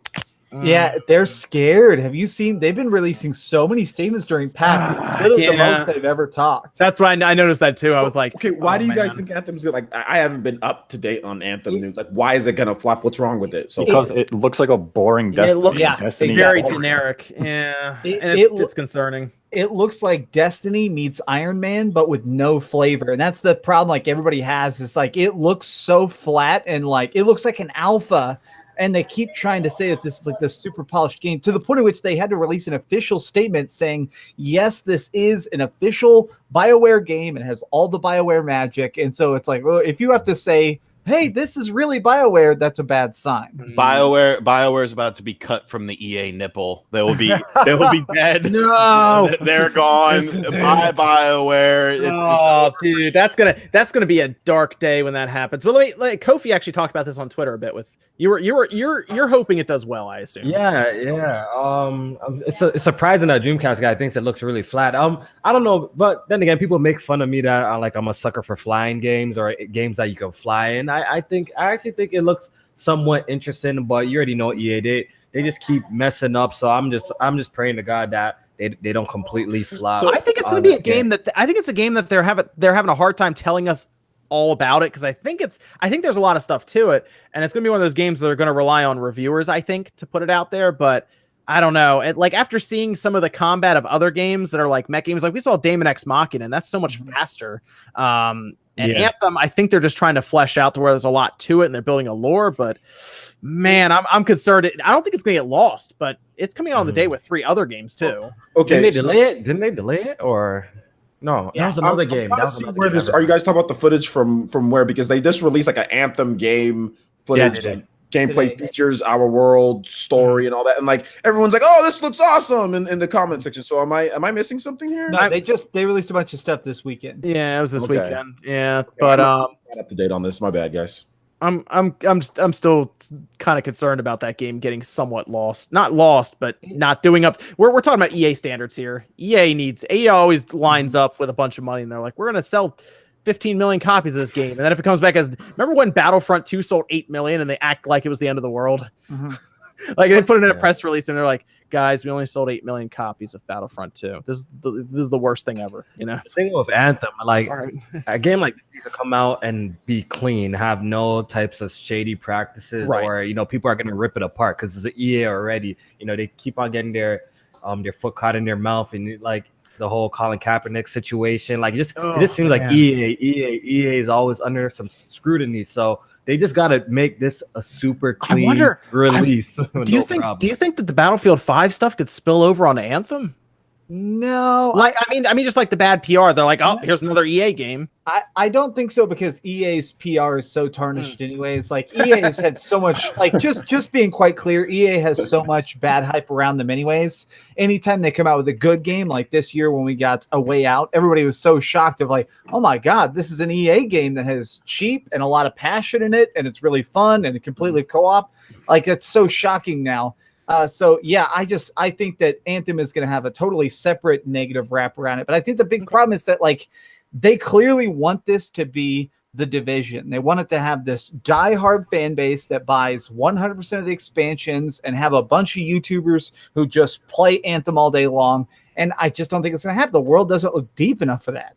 Yeah. Unlike there's a lot of these type of games out too as well. Like maybe they should have just made this a very story-driven single player. I wonder if we're getting to that. You think we're getting to that boiling point now for live services? Because I mean, people only have so much time. You think if there's just too many live services in the gaming space that something has to be cut off, or it's hard to get into it because people are already, part of the Division, or they're doing, I don't know, Destiny, I guess, or they don't have time to play Anthem if that comes out. All I know is Will McConnell over here has the right idea. Goose Game is better than Anthem. Oh Yes. man!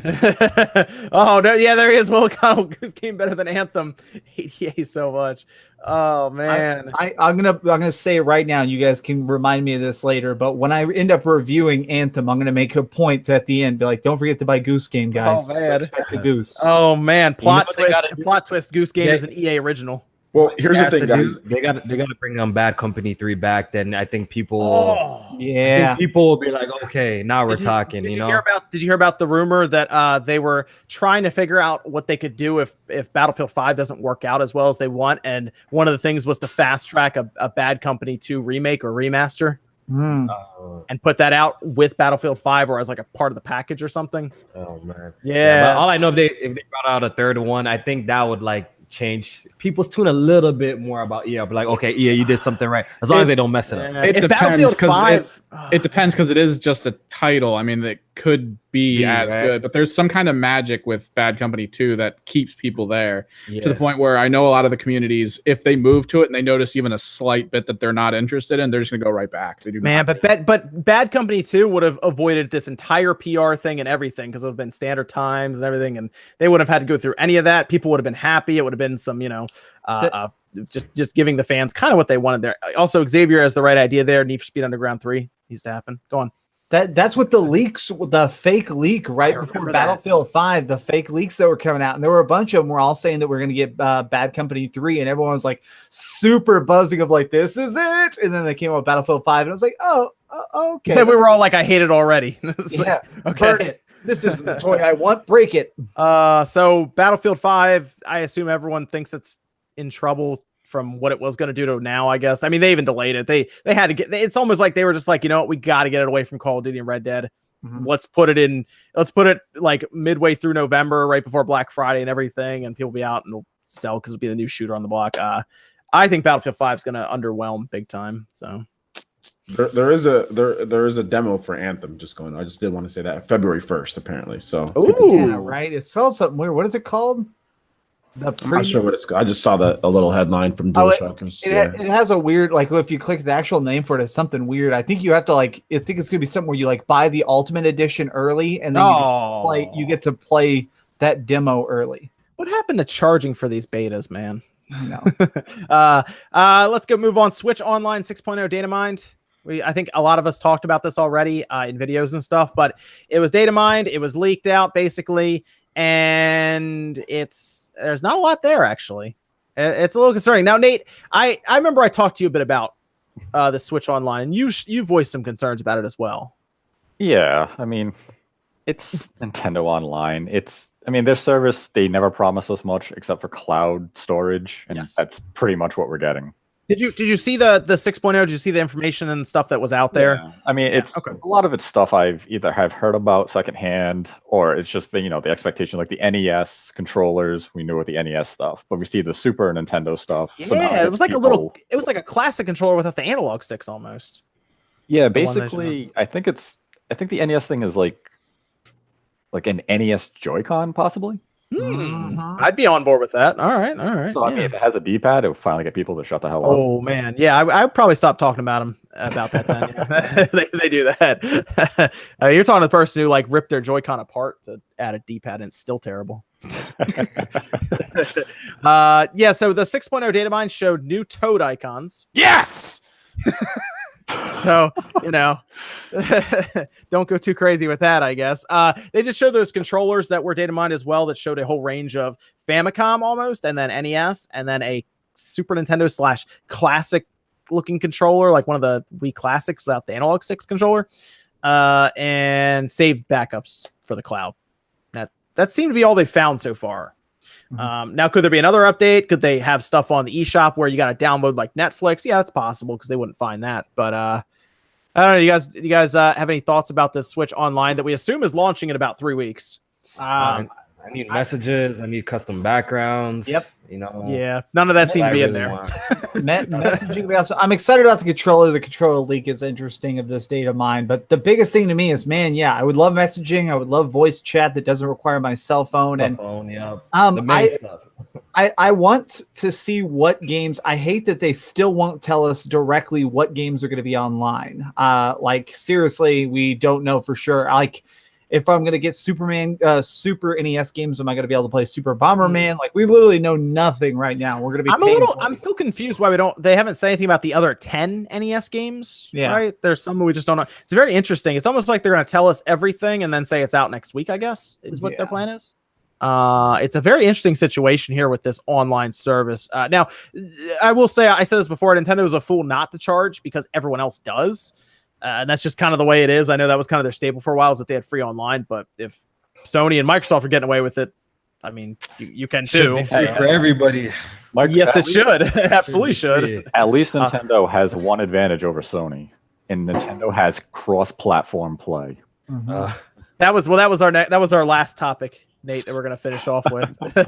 Was the Sony crossplay, because there were new comments today. But was there anything you guys wanted to say about the Nintendo Switch online service that is coming in? I did want to say, I think the back end stuff for me is more important than anything. Like, how are they going to do this? Is this going to improve, like, with netcodes? Is this going to improve, like, with server base? I think that's the stuff that to me is more important than anything, is making sure that, there's some servers for stuff, so you're not teleporting while you're playing and things like that. So for me, voice chat messaging, that stuff, that's great, that's on there, but I think people need to start focusing on some of the other stuff I feel like Smash players alone would pay extra money just to have good servers for online. I feel like that's a thing that they would pay for that.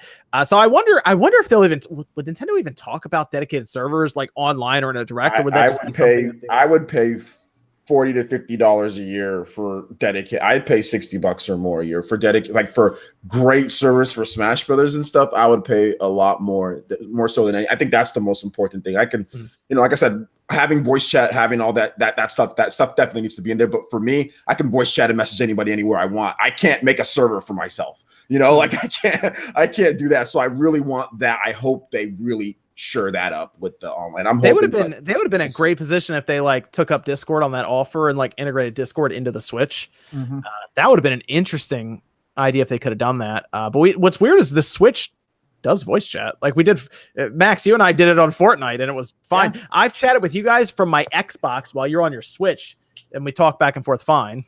Yeah, it's a little weird. I mean, it sounds a little bit like a cell phone underneath a pillow, but it's fine. Yeah, I mean, it works well enough for what it is. It gets the job done anyway. Like, I can at least understand you guys, but it's interesting because it is there. It's just, I don't know. Nintendo's odd about that situation with the voice chat thing. I don't know if they're scared that kids are going to use it or something. I don't know. No, it's just a Japanese initiative. I bet you Nintendo of America walks into the office every day just mad constantly. Oh, I'm sure their Western departments are like, what are they giving us from Japan? And Japan's like, this is a good thing. Like, look, you can message people from your phone. And the Western are like, yeah, we've been doing that for 20 years. Why don't I just call them? Yeah, you want to talk to them while playing the game? Call them on your phone. It's like, no, you have to do this from the system. Why? You have a cell phone. Like, no, that's not a solution. You're creating a solution to a problem that doesn't exist. That's the way Sega of America and Sega Japan were for a long time in the 90s. Is like Sega Japan would just hand down orders, and sometimes they were just so stupid they would just be beating their heads against the wall. Well, that's the thing. I mean, NCL dictates everything. NOA doesn't have say in any of these matters. If NCL says our voice chat solution is 2 cups with a string, then Nintendo of America has to come up with a marketing campaign. And they start translating commercials with a cup in it. Oh man, you think that's how Labo came about? They were like, we got to figure out how to resell all these Wii U boxes that we have sitting around, figure it out. Oh man. Yeah, so this is going to be interesting when this launches. I assume we need a direct a web page update, something beforehand. I feel like they could get away with just a full-on web page update and just say, go learn about the online service here. It's launching on, September 24th or something. I don't know if they would be able to explain everything well enough in a direct. Like, I feel like people would need documentation on like a website to really look at it and figure everything out. So we'll see. Last topic we're gonna get into. Evan, do we have some Discord questions before you jump into that? We have a couple. We've one, I guess that's just generally for everyone. What are some games you couldn't get into at first, but are giving it another chance, and you fell in love with them? I guess that's it. Yeah. Dark Souls. I hated Dark Souls at first, and now it's one of my favorite series ever. Okay, that's a good question. For me, Fire Emblem. I did not like Fire Emblem. at one point, and now that's my favorite. It's my favorite Nintendo franchise. Smash Brothers and Fire Emblem, single player Fire Emblem is my favorite. So I really didn't like Fire Emblem games growing up, but then I love them. They're my favorite. So I did not like Final Fantasy Tactics when I first played it because I didn't like strategy RPGs. I didn't like strategy RPGs at all because I was younger when I had the PS1. And then I got a little older and I went back to it and I was like, these strategy RPGs are actually really good. And now I love strategy RPGs. So I just go through. I love Tactics. I actually liked Tactics A2, and then I like Tactics Advanced on the Game Boy Advance. Hell yeah, man! And I like those a lot. And so I started going back through and playing all of them. And Tactics, strategy RPGs are one of my favorite genres now.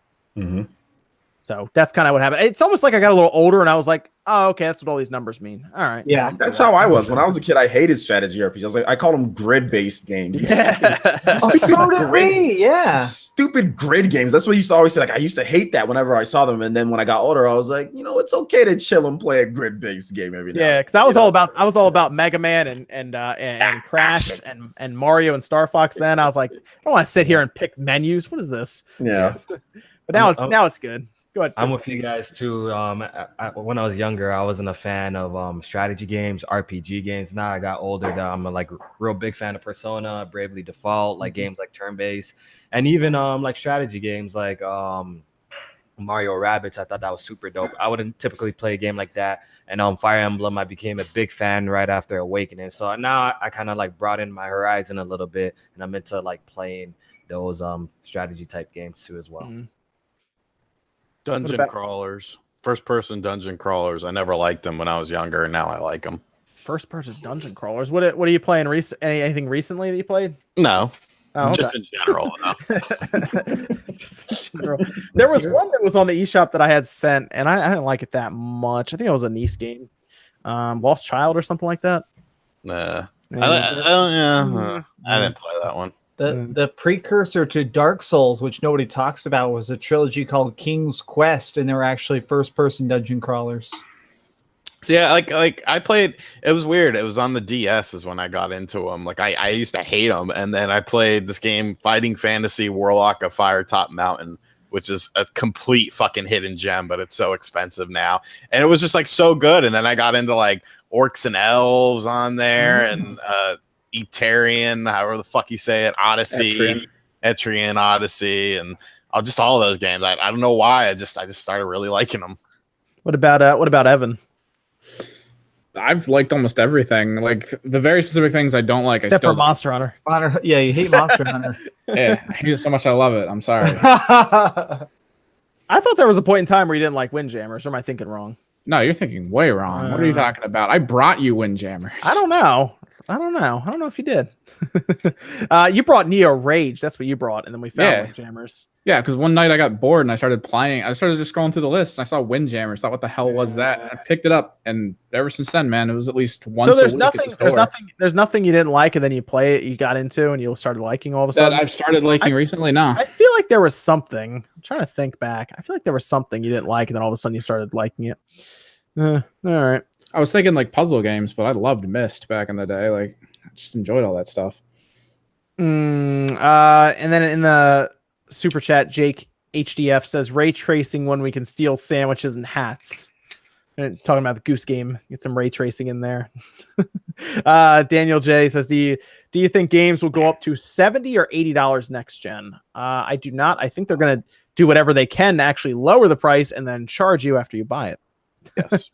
I think if they could, they would figure out a way to make it free and then do what cell phones do, because cell phone games make obscene amounts of money. But I think the upfront cost is too much for a lot of studios to do that. So I guess they can't do that. But they want to keep it at 60, I think, but then put as much stuff as they can after the fact. So we'd have more people crying like Cosmic Star Heroine. Nobody bought my cosmetic outfits. Oh man. I think Game Pass is kind of that way in, sort of, because they are doing mostly live services in Game Pass, but you can just download it. But then Sea of Thieves and stuff has microtransactions and stuff like that. So I think that's Microsoft's step in that direction, is to use Game Pass to have ongoing transactions. So no, I don't think, like I said, I think something like Game Pass is going to make it so you basically don't have to buy a game. So all right, let's jump in the last topic here. Evan, do we have anything else, or is that all the questions there? One's just, I guess, a question of whether or not there's going to be a big Nintendo Direct on the 12th of this month. I mean, they already had the Nindies, and this guy's that is oddly specific. That is a Wednesday. Yeah, that's an oddly specific. Hey, and you know what? That's a good date. If you're hinting on something there, Mr. Man in the chat. Go ahead and say no. Oh, wait, hold on. This is gonna be funny. Sean, when are you available for a Direct? Okay. Well, I'll let Nintendo know so they can schedule. It's gonna be good. The 3rd and the 4th. You wait. When are you away? Actually, I should say. Well, I mean, the second week of the month isn't too bad. I'll be here from the 10th in the afternoon till the 14th in the afternoon. Okay, so you're gonna be here. So you're gonna be around that whole second week, right? Yeah, just Friday. I don't leave till like nighttime. Like my train is strangely late, but you're probably okay then, because I'm thinking it's gonna be in that second week. Okay, if so, we're good. I think it's gonna be in that second week. Yeah, that's around the time they did it last year. Remember, I think they did September 13th last year. So I already know Nate over there is squirming in his chair about it. So that's why I'm not on camera. There you go. He doesn't want to give anything away. Sony crossplay. Sony, this came back up. It went all over the internet again. This was at the IFA presentation that took place. They were talking about actually everything but PlayStation for the most part. They were talking about basically everything people don't really care too much about. Cell phones. Does anyone who buys Xperia phones? Does anyone here buy an Xperia phone? I'm just curious. I don't think I've ever seen one. I don't know what that is. Throw that in the wow. Okay. Garbage. Yes, they have a full line of cell phones, Xperia, and they've been around for a long time. But I don't think Isn't that Sony phones? Yeah, they were showing. They were showing a whole. It's got to be a Japan thing, right? Like it's got to be sold overseas more than here, right? Maybe I don't know, man. All the videos I saw of the stores showing them off were like in Japan with those weird dancers wearing those fully inflated Android suits. Like it was crazy. I don't know if anyone I mean, somebody has to buy these Xperia phones. They keep making them. I guess I've never seen one in the wild ever. Like no one. I've never seen one with it. Never talked to them with it. I think they sell well in like Europe. It's just America doesn't give a shit. Yeah, this was actually in Europe because it was independent.co.uk that reported it. Okay. Basically, you know what? I can actually pull up the quote, so I read it word for word. This was reported by the Independent. Let me see. Here we go. Where their headline was Fortnite on PlayStation doesn't have cross-platform play with other consoles because they are worse, explains Sony boss. Now, let me read the actual quote to you because I don't think it was as jarring as what they say there, but it was certainly them saying our closed-off ecosystem is better than the vast open ecosystem that some of you guys have enjoyed on PC, Switch, Xbox, and mobile, all working together in that large ecosystem. Whereas I think Sony with Fortnite works with PC and maybe mobile. I don't know if mobile is included in that. I know PC is. I think it's mobile, yeah. Okay, yeah. This is from their CEO, the big guy at Sony, not just for like PlayStation, saying on cross-platform, our way of thinking is always that PlayStation is the best place to play. Fortnite, I believe, partnered with PlayStation 4 is the best experience for users. That's our belief.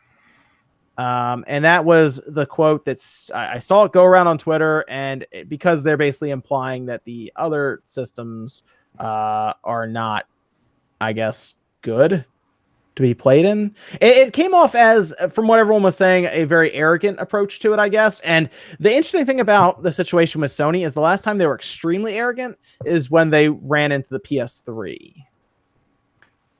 Yeah, and that really sunk them because they got so full of themselves during the PS2 era, like in a good way, that when PS3 came out, they just sank their own ship.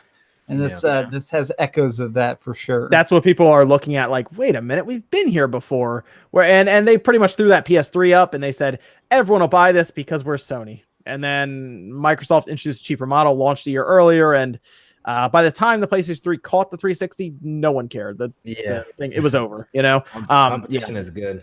Competition is really good. Yeah. crushing Microsoft right now. So you see what they're doing. They're not really under pressure. While on the other hand, Microsoft, since they're trying to win public opinion, they're trying their best to do everything for their consumer. So that's how it goes. I think people even reading into the quote, I think it's much bigger than just like this quote. I think it really comes down to, is Sony really this arrogant behind the scenes that where they think they can get away with anything next generation? Or maybe they don't, maybe they look at Microsoft, they don't take them seriously, or Nintendo. I mean, Sony's about to lose, they're going to lose Japan at the end of this year to Nintendo. Nintendo's going to take over Japan at the end of this year with Pokemon and Smash. I think they're a little over 2 million behind, and that was they're almost at, because Sony's at 7 million. And the Switch is like a little over 2 million away from that, I think, where they are now. So that was done in a year and 4 months or so, year and 5 months. So it's gonna happen very quickly with Pokemon and Smash. So it's interesting that Sony is doing that and just acting that way. But I mean, they have to say that their system is the best. It's just interesting the way they're perceived with their arrogance right now, going into the next generation. That's happening soon. That's happening in like 2 years. You see, their arrogance is just it's really dumb on this topic. If you want to say we're the best place to play, then give your base options to play with these other platforms. To say, oh, we're exclusively the best on our platform, is just them stroking their ego. I mean, PlayStation Network isn't like this amazing online service where Fortnite runs so much better on PlayStation Network than it does on Xbox Live. PlayStation Network, the game kind of runs worse. So what's best about PlayStation as far as their multiplayer and just the general experience? What is Sony talking about? I think that they have a thing enabled now, just to play minor devil's advocate. Obviously, Sony is dead ass wrong, but I feel like they're trying to act like now they have the thing finally set up. The way the Nintendo Switch is, where when you're playing on Switch, you can play against only other Switch owners. They've finally enabled that for PS4. So when you're playing with PS4, I think now if you want, you can go against just other PS4 owners. And I will confirm that it's actually smoother. You don't have crazy people jumping up in the air and firing a sniper rifle shot from 800 yards away and hitting you in the brains. No real lag or anything, but is that really worth exclusivity? I don't think so, especially because crossplay at times is weird. Even in Street Fighter V, when I've been playing it, every time I see the PlayStation symbol, I feel like it's 50-50 whether I disconnect mid-fight. Isn't the Xbox One X technically the best console to play on, and isn't PC the best platform to play on? They're not going to say that. I mean, they're going to say Xbox is going to say they're the best. Xbox says they're the best place to play. That's Xbox's tagline too. We're the best place to play games. Xbox. Everybody's going to say that. They're the best place to play. So I don't really have a problem as much. I mean, it's arrogant, but when you sell as much as you sell, you're going to be that arrogant. If you're going to be like John Jones, he knocks everybody out. He always wins. He's arrogant. But this is what happens. Dwayne Johnson, he's the biggest actor. He's arrogant. That's just what happens when you're at that level. So I mean, yes, it's arrogant, but the fans give them that arrogance because that's how much they say. They always sell. Sony hasn't had a main system sell less than. But when you have developers and publishers saying, "Oh, Fallout 76, we want cross-platform play," or you have the Rocket League guy saying, "We'd love cross-platform play," when you have companies saying, "We want to do this," but Sony is taking their ball and going home, that's a problem. Yeah, you're right. I mean, I want it too. I'm just saying their arrogance is because they're always going to have that fan support. So it's because they know they basically have a stranglehold on the gaming world. Essentially, they do. And next generation people are going to talk about stuff. Sony's found the blueprint. Like they're not going to do anything. Like they can do the same stuff that they do right now, and they're still going to sell 80 million or whatever because people Sony. It's a brand. They've associated themselves with a brand. People have grown up with it. There's nothing they can do really to stop that. You think the PS3 would have done it, but no, the PS3 still did, financially it wasn't necessarily the best behind the scenes, but it still did 87 million, with that, even with all the problems. So that system almost sank them. It did. But the fact that they were still able to say, okay, this is what we're going to do. So, I mean, like for me, it just, it sucks. We all know it sucks. There's something that sucks about every single company. Microsoft can make more first-party games, right? So Nintendo can have more third-party support. Sony can do this better. They're all through. None of them are perfect. So I mean, this is just Sony's flaw that they have, and until something changes, I don't know what's going to change it. They'd have to fall behind. I got to run in 5 minutes. Can I actually do some real quick? So I want to give away. I have an extra code for Monster Hunter Generations Ultimate for Nintendo Switch. Ooh. I'm going to drop it in chat here just to make everybody explode and see who can type it in fastest. Oh, God. Y'all want to do me a favor, though? If y'all want everybody in chat, go watch my Destiny video whenever you get a second and give it a like. It has 320 likes now. Let's see if it'll have like 500 likes in a minute. Okay, everyone in chat, ready for this? I'm making sure everybody in chat. Okay, everyone's reacting in chat, so I know they've caught up. I am dropping a $60 game code in chat now. It is missing the last digit. The last digit is a letter. Okay, so this is a complete eShop code for Monster Hunter Generations Ultimate. Bam. Okay, there you go. Whoever could type that in first with the correct letter, it's your game. Wow. Chat is just lots of like, drop it. Okay, so guess the letter at the end. And just pay me back by going to like that video for me. I want to get that video up to like 1,000 likes as soon as possible. It's my Destiny video all about the Forsaken DLC. All right, got it. Thanks. Yeah, right. Yeah, I wonder who actually got it. I guess you never really know, right? I don't think anyone's got it yet. I like the people who just said LG. What the fuck? No, you put it in your Switch. You guess it and you put it in your Switch. Stop fucking saying letters. The person who screams the correct letter, the game will just start installing. Yeah, I'll say people are just guessing in the chat. They're like, "Did I get it?" I don't know. You tell me. That is awesome. Jesus Christ, you put it in your Switch. Stop it. This is where we find out the multiple attempted inputs on the Switch causes you to get banned from the shop for like a week. Pretty much sitting there. Oh man, that's great. That's great. Rax finished another video too. Very cool, very cool. Yeah, so I was also wondering, because Sony is tied so heavily to their PlayStation division, like that is what makes them money. I think their insurance company makes them a bit of money too in Japan, but it's clear that like everyone knows Sony at this point for their PlayStation. I think even more than their TVs. Like I think more people know about their PlayStation than their TVs at this point.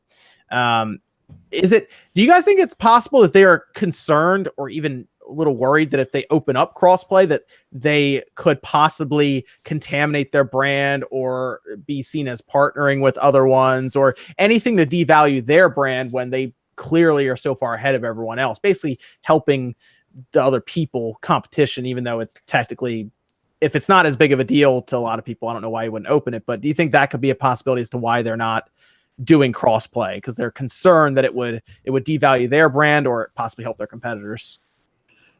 Maybe they feel like it would possibly help their competitors because I really see no reason why else they don't want to just give in and do it. Like they've been under a lot of scrutiny by people all over social media just to allow crossplay, especially just opening up the Epic account at least bare minimum so people could at least go back and forth for that. You see what happened with that situation.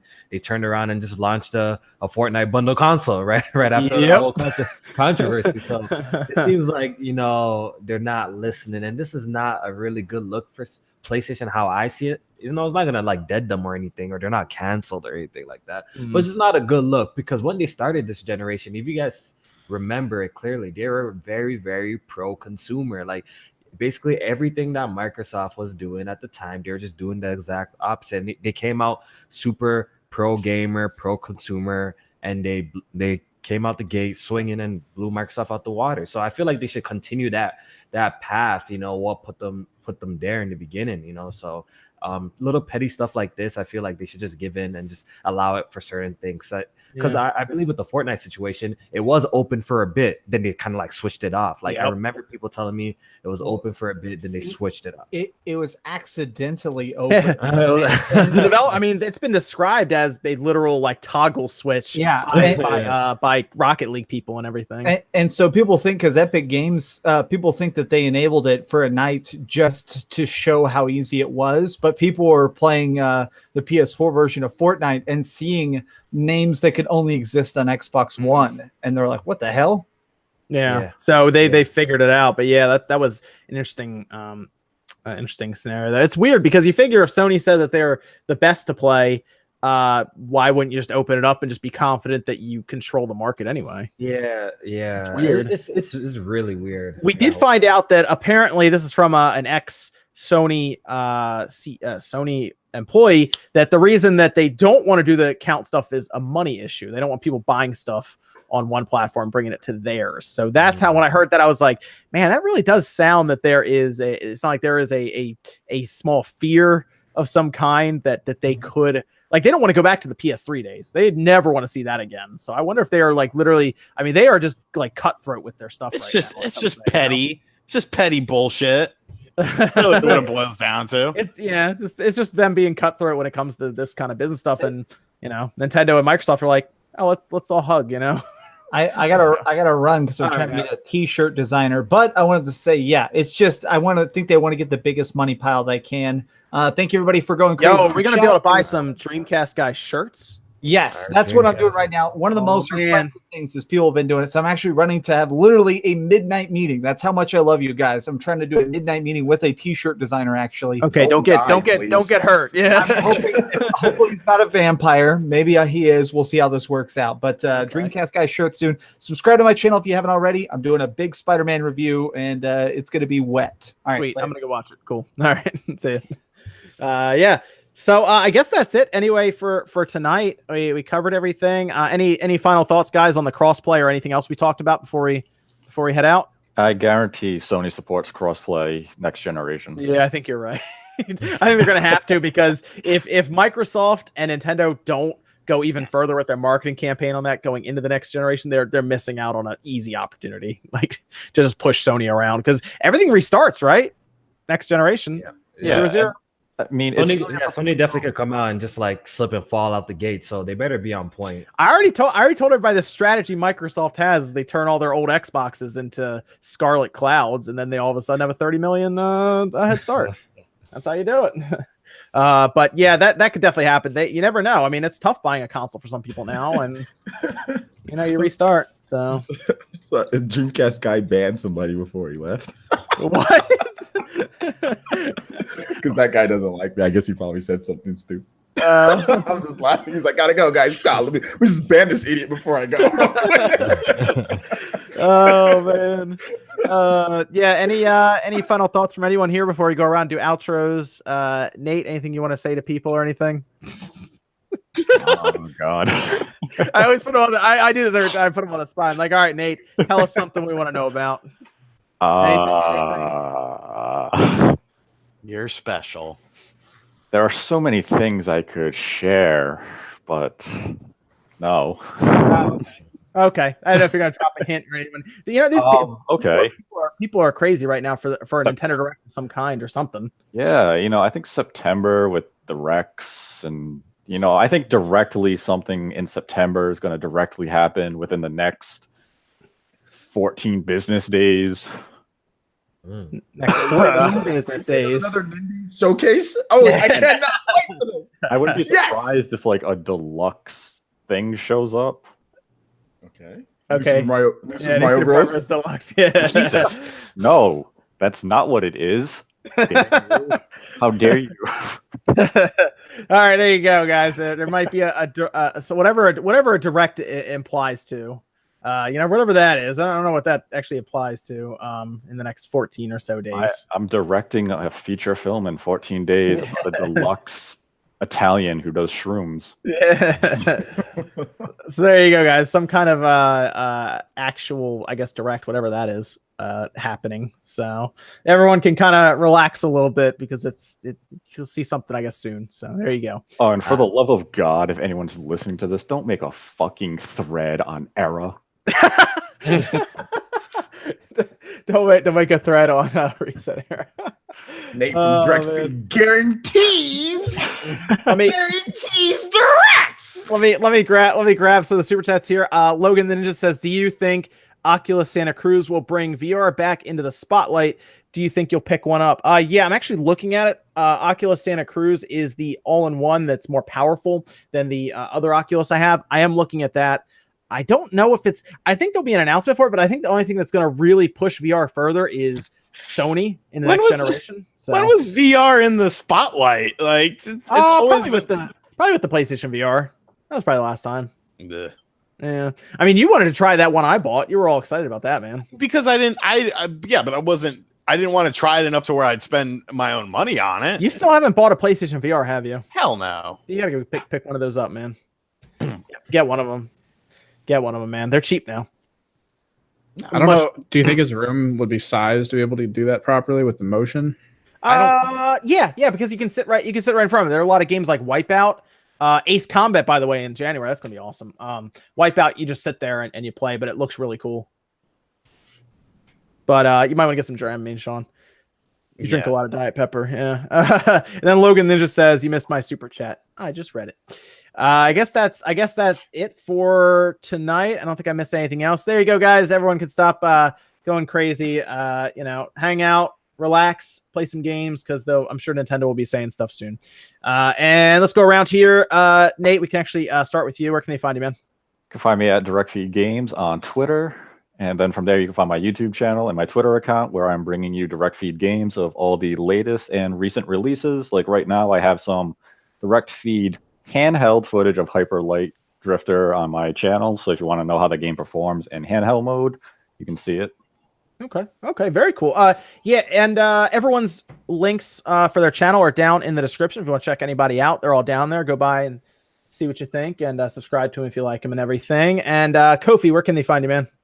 Hey, thanks for having me on. First of all, and you can find me at Press Start Kofi. If you type that in, or if you type Kofi on YouTube, you should see it. My link is also in the description as well. You can check out my channel, check out my podcast, the Press Start Podcast. I'm pretty sure you guys will enjoy that podcast. We have a lot of fun there.